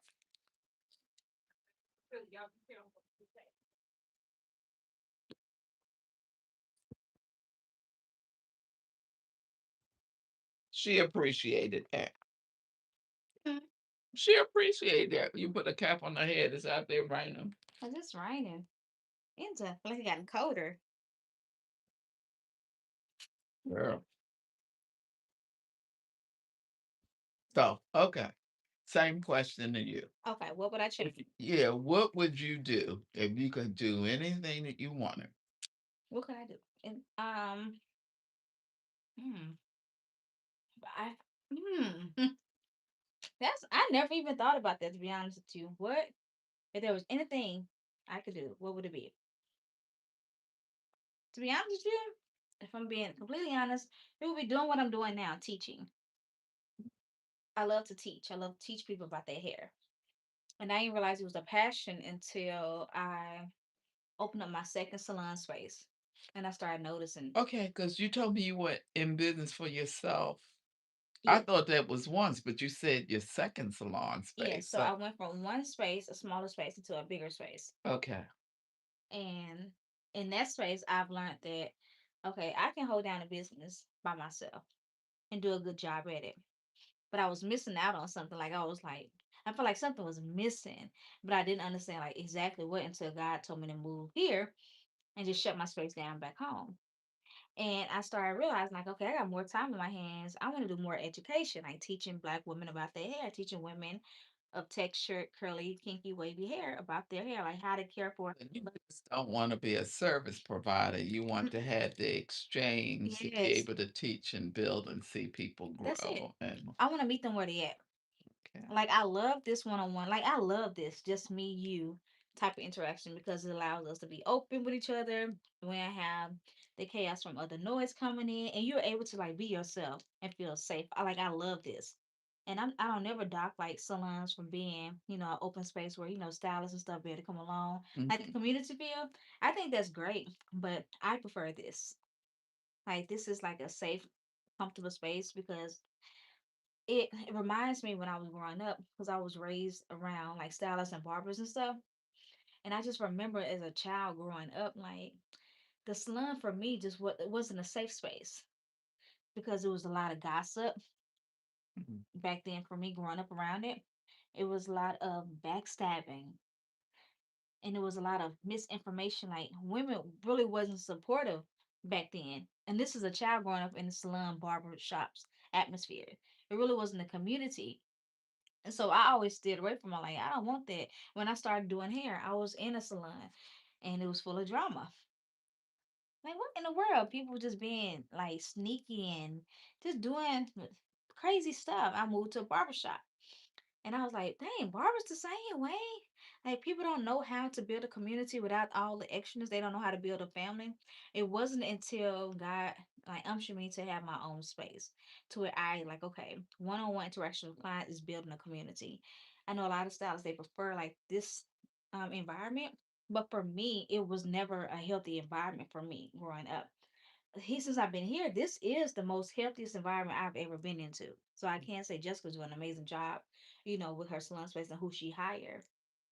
But back then, for me, I always moved away from it because it wasn't a positive experience. It wasn't educational because stylists, what weren't trying to teach you nothing. They weren't trying to help you. They was trying to hide it. They was acting as if that you was gonna steal something from them. When nothing can be stolen from you if it's something that God wants for you, It don't right? sound like they're petty and envious, and it's just Yeah, like, it was just yeah, if they can get your clients or yes. take your, uh, So what I'm doing now, like I love the one-on-one interactions. I love still being able to be in a community of women, be around them. I like that. But my preference is this right here when it's a salon atmosphere. But education wise, I love teaching classes. I love looking at stylists wanting to learn something new or wanting to gain more knowledge about the hair, or a client that wants a one-on-one class that don't fully understand their hair. Want to learn how to use the products on the hair, want to learn how to better take care of their hair, or a parent that's needing, extended education on how to care for their child's hair that's mixed. They don't know what to do. They don't want to do the braids and the long weaves on the hair. They want actually do their hair. So I love that because it shows that people are really wanting to learn. People are not afraid to learn. And for those stylists that's wanting to learn, they're not afraid to get something or give you something in return, input of education. And like for this right here, this brings me joy. Like for me to be able to communicate with you and hear about the stories and your perspective on uh, things without judgment. You know what I'm saying? Like I love that. That's community for me as a stylist. So what I'm doing now is where I would love to be, but I know God is doing something bigger. you know what? I thought you were gonna say it started your love of hair, like a kitchen beautician, like you watch your mother do No, I hair. did not want to do hair. I didn't, because I watched my aunties, I watched my uncle, I watched my uncle who transitioned last year. Work so much. He been working behind the chair as a barber for so long, and he was sitting down cutting hair to where he was sitting down, couldn't even stand up anymore to cut hair. I watched my auntie. That was an amazing stylist. Like when I say amazing, amazing, she quit being a hairstylist because it was too much on her body. It was mental trauma from clients coming in. It was the mental trauma of trying to stay. So it wasn't being in the chemicals and perms No, and it stuff. was just like the atmosphere, and I was like, that's not healthy. Like when I tell you, I'm raised into families of stylists and barbers, so being in a salon or a barber shop was it was nothing new for me. I was around it from my uncle cutting hair in the kitchen, for my grandmother being a hairstylist, from my aunties, my cousins. Like I was around this where when I got older, I was like, I would never want to become a hairstylist until college. I started doing hair. Like I was doing my hair in high school like every day. But in college, I just started doing hair for fun because everybody was like, I had a roommate, so I just always do her hair. Just always Girl, that's a good way to make money when you're a yeah, college student, but I because wasn't you always doing it broke. because I didn't want to do it. I was just doing it because people was asking me. I'm like, I could do hair, like that's cool. But it took my husband, who was my boyfriend at the time, Yeah. he was like, babe, he said, you doing great in college. He said, but I could tell that's not what you want to do. And I was like, honestly, I don't know what I want to do. I said, I'm gonna go into the military. And he was like, no. He said, I think you should try beauty school. And I'm like, baby, I do not want to do nobody head. I don't want to do all this. I don't want that. Like I kept telling him, I just don't want to be around people that feel like this is going to drain me. Because that's what I thought hairstyling was, a draining career. Because again, I was around it and I watched my family go through it, their effect of it. So I sucked it up. I was like, well, I'm gonna try beauty school and I'm gonna finish beauty school. If I still don't like doing hair, I'm just not gonna do it. I'm gonna go to the military. Girl, I finished beauty school. Still didn't like. I enjoyed the people, but I still didn't like it. And I was like, I don't think this for me because first of all, I didn't feel like I was good enough. That mental thing, like not seeing your worth. Yeah. The second thing was like I felt like there was no money in it. And this is back then. I was saying no money, no doing hair. I gotta work all these hours and be on my feet and do all this and try to entertain people and talk to people. It took for me to really like doing hair is once I became licensed in Mississippi, I moved to another state. And in that state, I moved. God had to show me another avenue of being a hairstylist. What I knew about being a hairstylist was sitting behind a chair in the salon. I didn't know that a hairstylist could be someone that worked not just behind a chair, but worked on set, like doing celebrities. Yeah. I thought I wanted to be a celebrity hairstylist. God opened the door for me to where I was, and it took a while. It took about a year and a lot of prayer, but He opened up the door for me where I was assistant Jada Pickett's hairstylist, Yeah. Marcia Hamilton. I was Jada Pickett's hairstylist for a while. Marcia showed me and opened up my eyes to like creative directing and hairstyling with editorial hair for magazine. She showed me that I can do hair for music videos. She showed me that I can do hairstyles for celebrities for red carpet events, big events. Girl, when you said, I was thinking the Bronner Brothers show in Atlanta, or the things they do with hair. I I'm looking at it know. and saying, how did you do that? Where did that come from? It's like some of the stuff that they be doing. And I feel like that's what type of stuff I was supposed to be doing. Like I feel like a great hairstylist was that type of art hairstylist. But it took me moving for me to realize, like, to find, like, God had to show me, like, break me through the barriers of, like, what type of hairstylist I wanted to become. I found out early on that I could do editorial hair. I was publishing multiple magazines in LA and New York, but that's not where my passion lies. I enjoy it because it gives another sign of creativity, but that's not something that I would want to do all the time. I can do it, but it's not that. He showed me that I could do bridal hair. I love doing bridal hair. It's another form of creativity. It's another avenue to where I'm able to not be just behind a chair, but be in another space. I love that because I'm able to move to that creative field. But once I started embracing my hair, like my natural hair, I grew up being insecure about my curly hair because everybody said it looked like a Jerry curl. It wasn't cute. It was nappy. It was thin. It was unprofessional. Like I heard this as a kid growing up because back then all they wore was straight hair.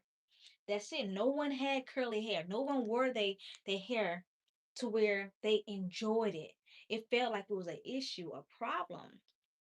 So that's what I felt like every time my hair will curl, like, there it goes again. I'm mad at it. I'm upset. I'm angry. I don't feel cute. I don't feel beautiful. I don't want to go nowhere if my hair is not pressed or flat iron. I don't want to go nowhere if I don't have a wig on because I don't look cute. My natural hair is ugly. It looks how I feel. So you know that's probably why you want your daughters That's why I'm so conscious about to them. be, yeah. Yes, I'm raising them to where like I want you early on to love your hair where it's at. Because when someone come up to you and say, "Oh, your hair nappy," I want you to be able to correct them in a way so they hear you, but politely, to where they don't even know that you beating them up with words, but in a gentle way. Because I'm already building something in you, which is self confidence I did not have, which is knowing that your hair is gorgeous in its frizzy state, knowing that your hair is gorgeous, whether it's super curly or super kinky, that it is beautiful, but you're beautiful with it because God has created you with that texture. Because I didn't have that. I was ashamed to wear my hair. But I worked it before I left California.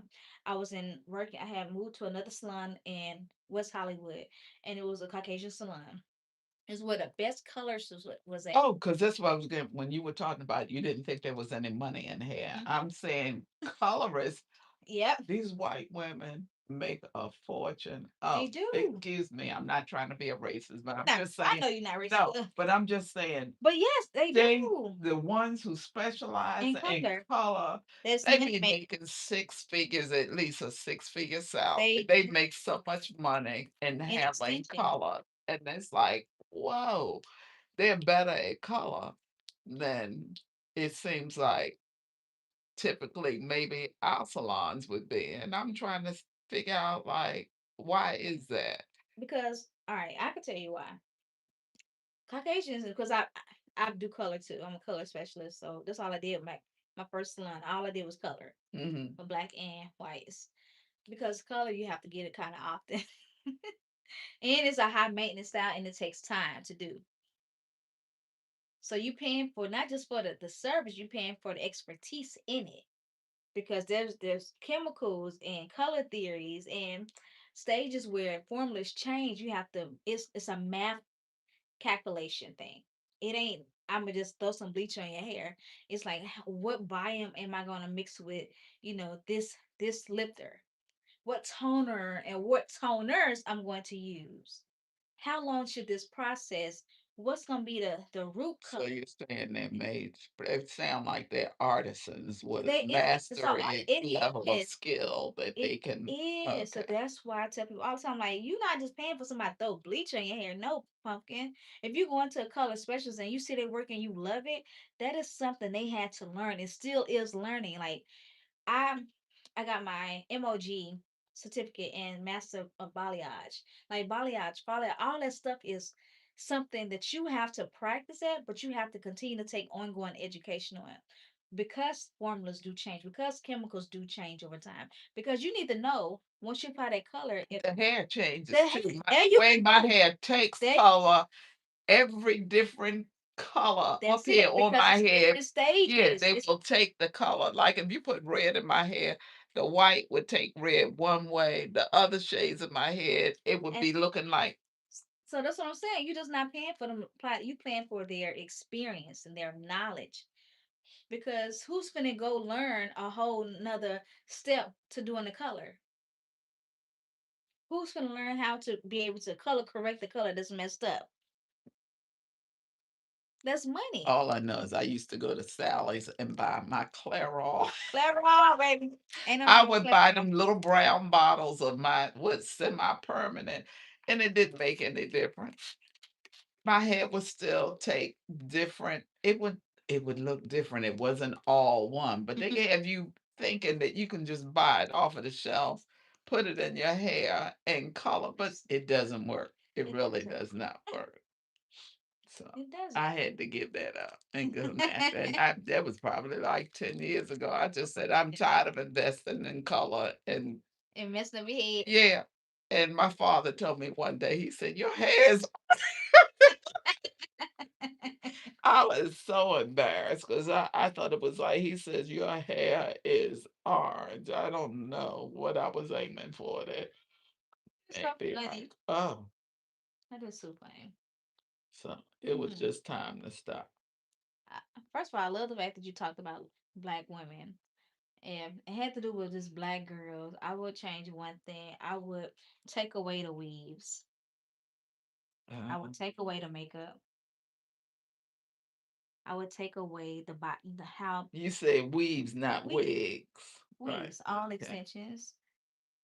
Even for the, I know, I understand that people deal with certain hair issues. It will only be for the women who deal with alopecia or, they have deal with Like certain. some treatments Yes, in their it will hands. only Wrong. be them. But for women that have hair in their hair, I would take it away because a lot of women, and I'm not docking it. It's just a lot of women, and I've done so many women of different races that don't feel beautiful when they don't have it. They don't feel like themselves without the lashes. Oh, They feel like they need to have it. I understand that people say it's an artistry. It's definitely an artistry, but when you start depending on it to feel good about yourself, that's something different. It goes deeper than what's been applied to you. It became a part of you, something that you need in your mind, something that you have to have. So I would take that away because I have had women that sit in my chair to where their husbands have never seen their hair. They've been married 10 to 15 years. Their husband has never seen man. their natural hair. How do you keep it covered? That's too much maintenance for me. I would have to be in a cap all the time or under a wig all the time for him to never, if he sleeps with you and he has never seen They your go hair. from they go from getting it taken down to getting something else up. So no risk. So I had to go out. So So the hair can't be healthy, can it? If no, it's already. so I had one particular client. This was years ago. She sat in my chair. This is when I had my first suite or whatever. Sat in my chair and she told me, she said, I want a natural hairstyle and I want show me inspiration. So I'm like, okay, cool. Let me see what your hair looks like. First time servicing her and did a consultation. I was honest with her. I said, hey, love, I said, your hair is nowhere near the texture or the density of this inspiration. And she like, well, you just can't make it like this. I said, no, sweetheart. And I had to turn her around to the mirror because she didn't realize how bad her hair was. Yeah, think about this. Somebody who's been covering up their hair for years, never put their hands in their hair, never really tried to learn their hair, to want something that they never had before and expect it to be like that. I had to turn around, give her the mirror, like, hey, like, this is what we're dealing with right now. Like, literally put a mirror in front of her. This is what we're dealing with. This is here. This is no longer here. This is here. It's gone. Around here, you don't have a nape anymore, sweetheart. But she didn't know. Why she didn't know? Because she's been covering for so long. But if you cover your head and you put something on it, you know, okay, you should be able to feel wind, rain, sun directly on your scalp, all of those areas where there was no hair. She would have had to have known to some degree. You don't think so? And I've been doing hair for a long time. They For okay.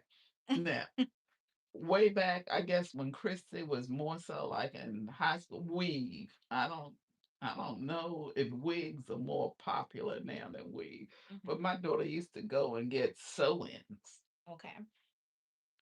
by velvet, by this, by that, all that. She was always getting weave. So we were somewhere waiting for her to get in the chair.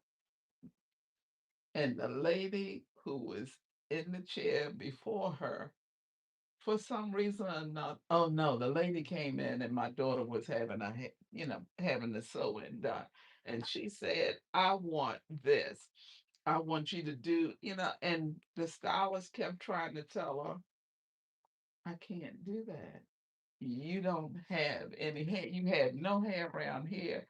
No hair. There is nothing for me to, and she insisted that's what she wanted. Mhm. And they don't really care about what you're telling them about why they can't have it. This is her vision and this is what she wants. So I think the lady that was sewing in tried to do her best, but the only way she was going to have any of that was that you were going to have to either glue it, excuse me, or put something on her head and make. I don't understand how you're asking for something when there's nothing there to attach. Yeah. Yeah. You have Because no hair for me to sew into. There is no hair there. What is it that you want me to do? I sew and so what's more popular now was weave something from maybe more popular 15 years ago than it is now. Are wigs more common, but they telling me wigs require a lot of maintenance. wigs, in my opinion, do require more maintenance. I see a lot of women who's wearing lace fronts. Lace fronts are beautiful, but longevity wise, they don't last as long. You know, when women say they have this thing where they say, "What lace? Where's the lace?" Like you can always see a lace with a frontal. Not saying that it's not cute still, but they have this thing where they have this illusion where you can't see laces now. How long does a lace last is dependent on who laid the lace and what type of glue and what type of lace front it is. Laces, in my opinion, don't last no more than 2 weeks if it's not properly taken care of. But I think over the time, because of social media and influencers and what we believe beauty standards are, we have consumed ourselves around.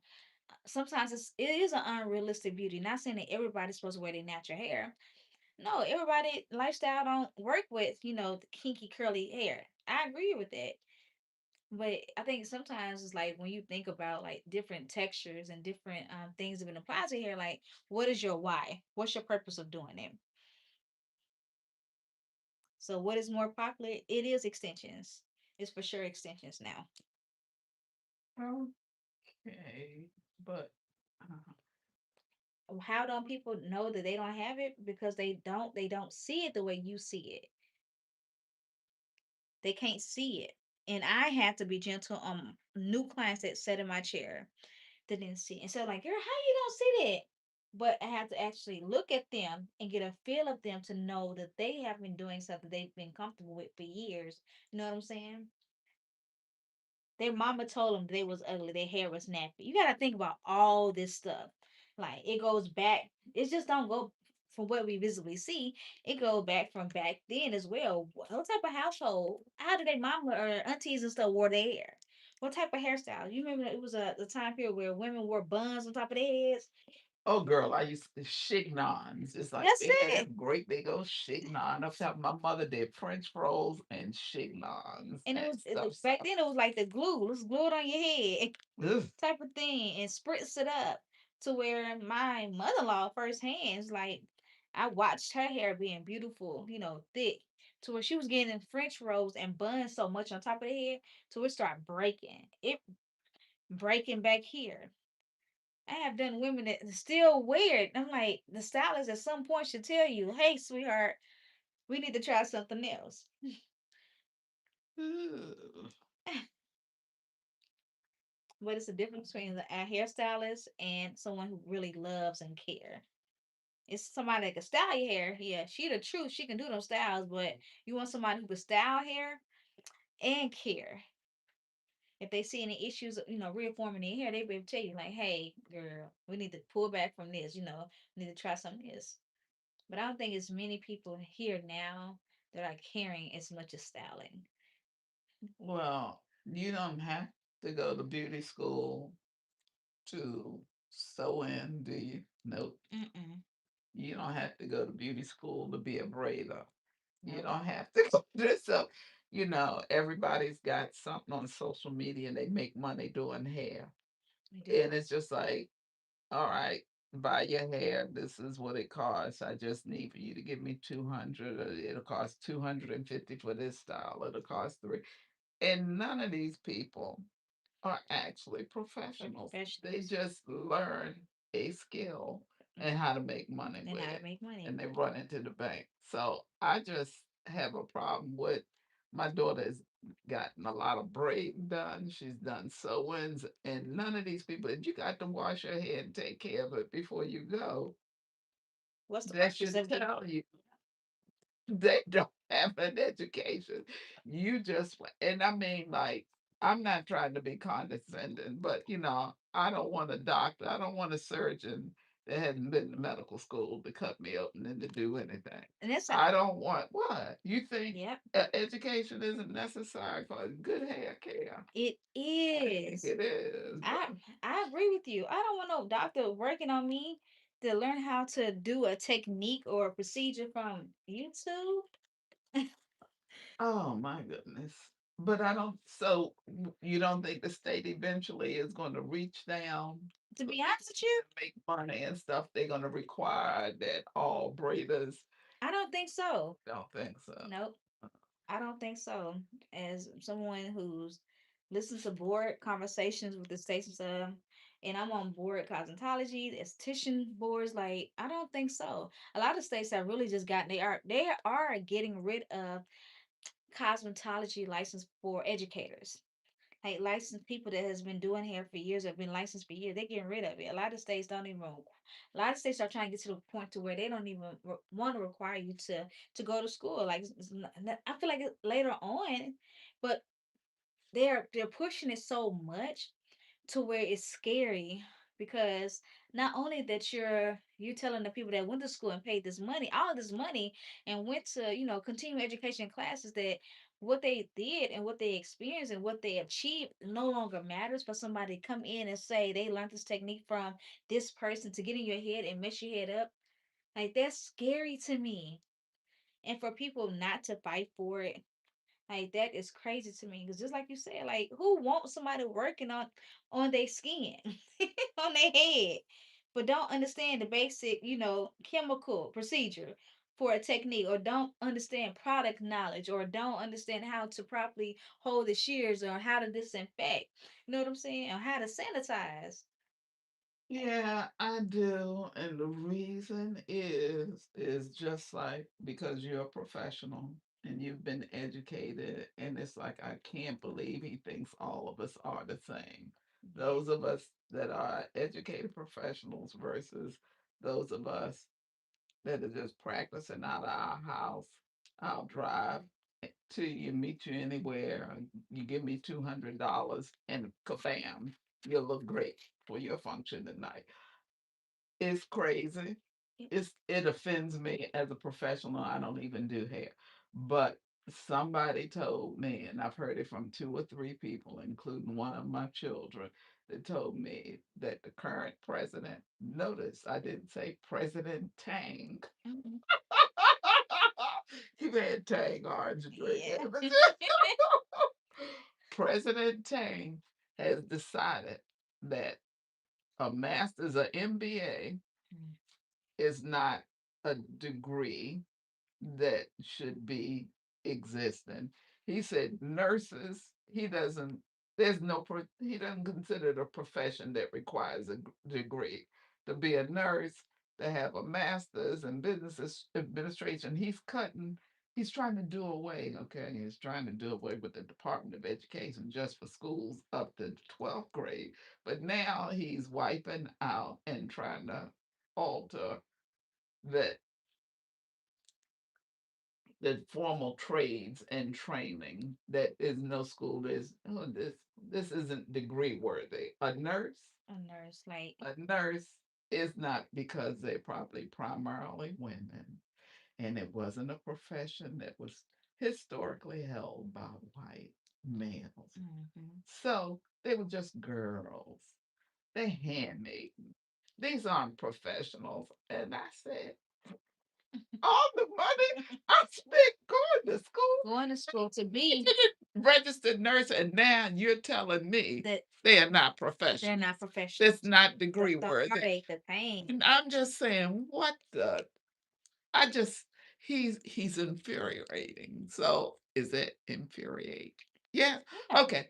So when you saying that you can be a professional hairstylist, and now it's like, hey, it's not even worth our time trying to be a credentialing board over it. These people aren't. It's like, what is wrong with you being so condescending that nothing, no training and no skills are necessary to do anything? It's like, okay, you can be that way. I don't know how I would find a hairdresser at that point. I think, oh, I don't. What are they gonna do? What are they going to? That's the question. What are they going to do? I feel like if, to be honest with you, there would be more women in the hospital. To be honest, Oh my God. skin You know, issues. people don't think about it, but all of these, like, ugh, relaxers are probably safer now than they used to be. Hmm. You know, the Even the chemicals that we yeah. use, that, okay, it was this case where they were twin sisters, and one sister had some disease that a doctor could never put his finger on and could never understand why she was always so sick and everything else. She went to the doctor one visit and had her twin sister with her. And he was looking at the twin and looking at her. Were y'all both born with this hair color? We identical twins. This stuff that she was doing, she was either using some chemicals or doing something that it all got absorbed, probably changed her blood makeup and everything else. She was having serious issues because of the chemicals that she was using. And had he not seen both of them together and figure out, oh, so you should look like this. You used to have hair like this. Your hair used to be this color. The girl was so messed up, but nobody knew What? what the medical issue was because of all of the things that she had done, all the chemicals she had done with hair and beauty stuff that she had done affecting her own skin and ability to have hair and stuff. So I think they think that it's just y'all just girls playing in makeup. Y'all just want to play around and you can pretend. You can just, hey, I get your Barbie head over here. You can practice and you can do hair. Just give yourself, follow these lessons. We're going to have YouTube tutorials. Now you get a certificate, you get a certificate, you get, they're going to be a lot of sick people, like you said, a lot That's of what I'm saying. bald people, a lot of all Skin kinds. issues that's amplified. That stuff, It's because scary. if beauticians didn't wear gloves, do you know half of them would? I don't even know. Can the chemicals actually harm you when if you're pregnant Yes, they and you're can. okay? Anything that's going on top of your skin that's not natural, yes. Over a time that you're not like a chemical, like you think about relaxers. I have, all right, so for instance, I used to have this friend girl, whatever. Hmm. We used to work in the same salon, a salon barber shop. All she did was relaxers. Because she never wore gloves. Like she'll Gotta be kidding. no, because she said I needed to feel the hair. I needed to feel the hair to where it was one year I had saw her. It was at a grocery store at Kroger's. And I was like, hey, I'm just gonna pretend make up a name. I was like, hey Shayla. I said, girl, how you doing? She said, girl, you know, good. I said, are you still doing hair? She said, no, baby. She said, I can no longer do hair. I said, why? She said, because I messed up my hands. When I say Shayla hands and arms is peeling all the way up here, I forgot what it was called that she had caused on her skin over time from doing relaxers and that chemical not protecting her skin. It was her skin was breaking up to her almost her elbow.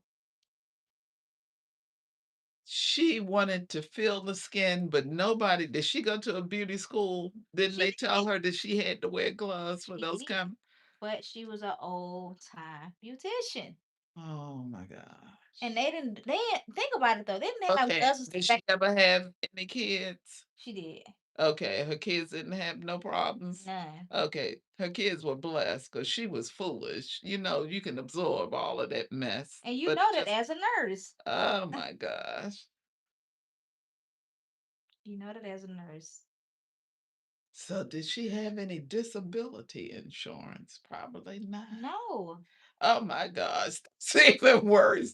It's because, like, everything you You had to use your hands for for everything. everything. And if she was working in my kitchen and now she's lost her job, she can't do hair anymore, and she wants to be, don't come walking over to me with my foods Skelly. when you got all of this stuff. You got pustules, oozing sores and stuff because you're eating up your skin for years Eat and relaxes.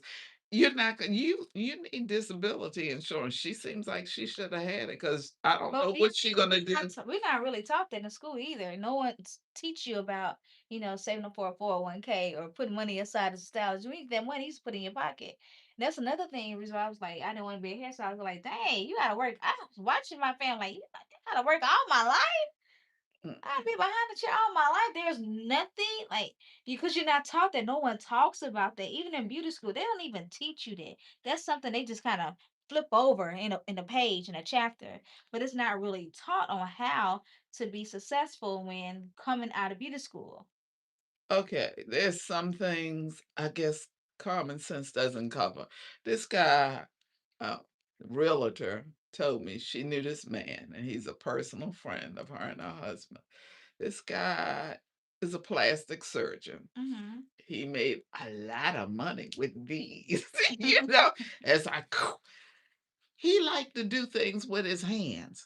So we're not talking about working on human bodies. I mean, outside of his job as a plastic surgeon, he'd be working on his cars, doing this, doing that. He just like doing stuff with his hands, just like the lady likes to fill hair. I think I don't know, but Jack, a car fell down, Oh, girl, smashed his hands and stuff, and then he could no longer do, with sand. yeah, what he was trained to do and all of the education and the money and the lifestyle he had, he his own hands, his own life, and he was no longer a working plastic surgeon. So I guess he needs to find some kind of way to either teach, write a textbook, uh, give Some form of tutorials, income. but and that's why She says, if you're a plastic surgeon, she says, all I am is a realtor, but I advise them that they need to be careful. He said, think of yourself like Floyd Mayweather. He knows that those hands of his need to be insured. They Mhm. may be legally weapons, and he can't, he Yeah. can't just go around hitting somebody. Like if he hit a woman who was pregnant, and if that child died, his hands are actually weapons. Yeah.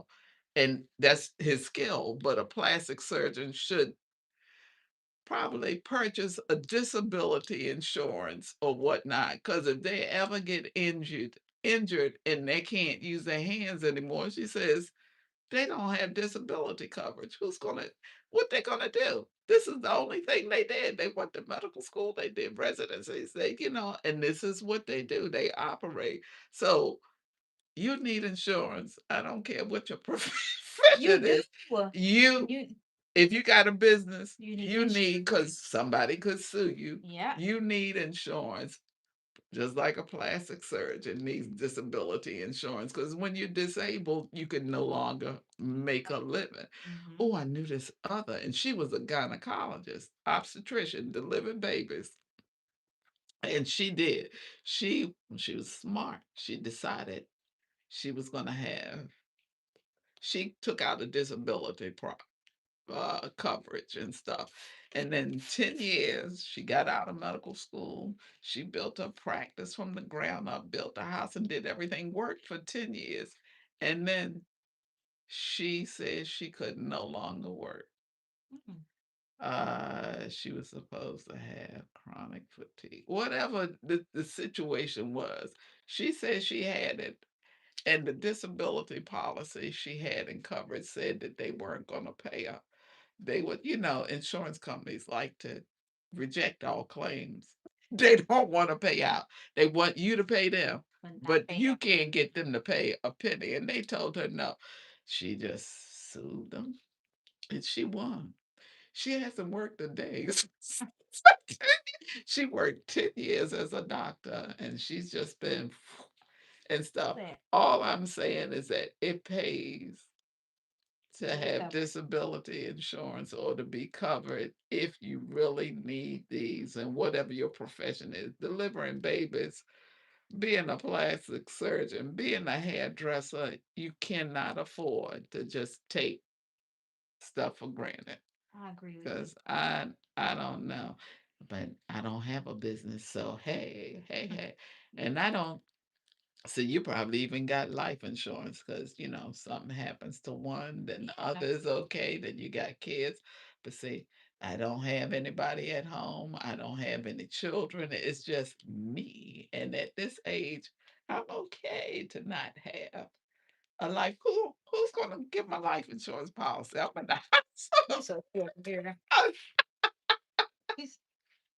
You where you got me? It's like, I'm your niece now. Hey TT. How you doing, TT? Go ahead. I'm your niece. You I forget don't, something. I don't have You got me. You got me. You got me. Finna go to the dryer, y'all. Thank y'all so much for watching this live tonight. We about to get on now because my girl finna get from the dryer and get on home. Thank y'all so much for joining us tonight. We're just having a conversation, chill mode. Yes, chill mode. You want to say bye? It's like, hey, Hey, have fun. Happy happy holidays. holidays, girlfriends. Yes. I'll be back on here possibly tomorrow, y'all. If not, I will let y'all know in my visit community um page. But y'all, thank y'all so much for joining this live tonight. I'm so appreciative of you guys. Thanks so much for the new subscribers. Thank you, girlfriends. Trying to get her. See y'all. Have a wonderful night, y'all. Be blessed. Know that you're beautiful. Be confident. Be blessed. That's all I'm gonna say. Just be blessed, girlfriends. And thank you for my new subscribers. Thank you for my new subscribers. I'm so appreciative. Thank you for my OGs. Night, y'all.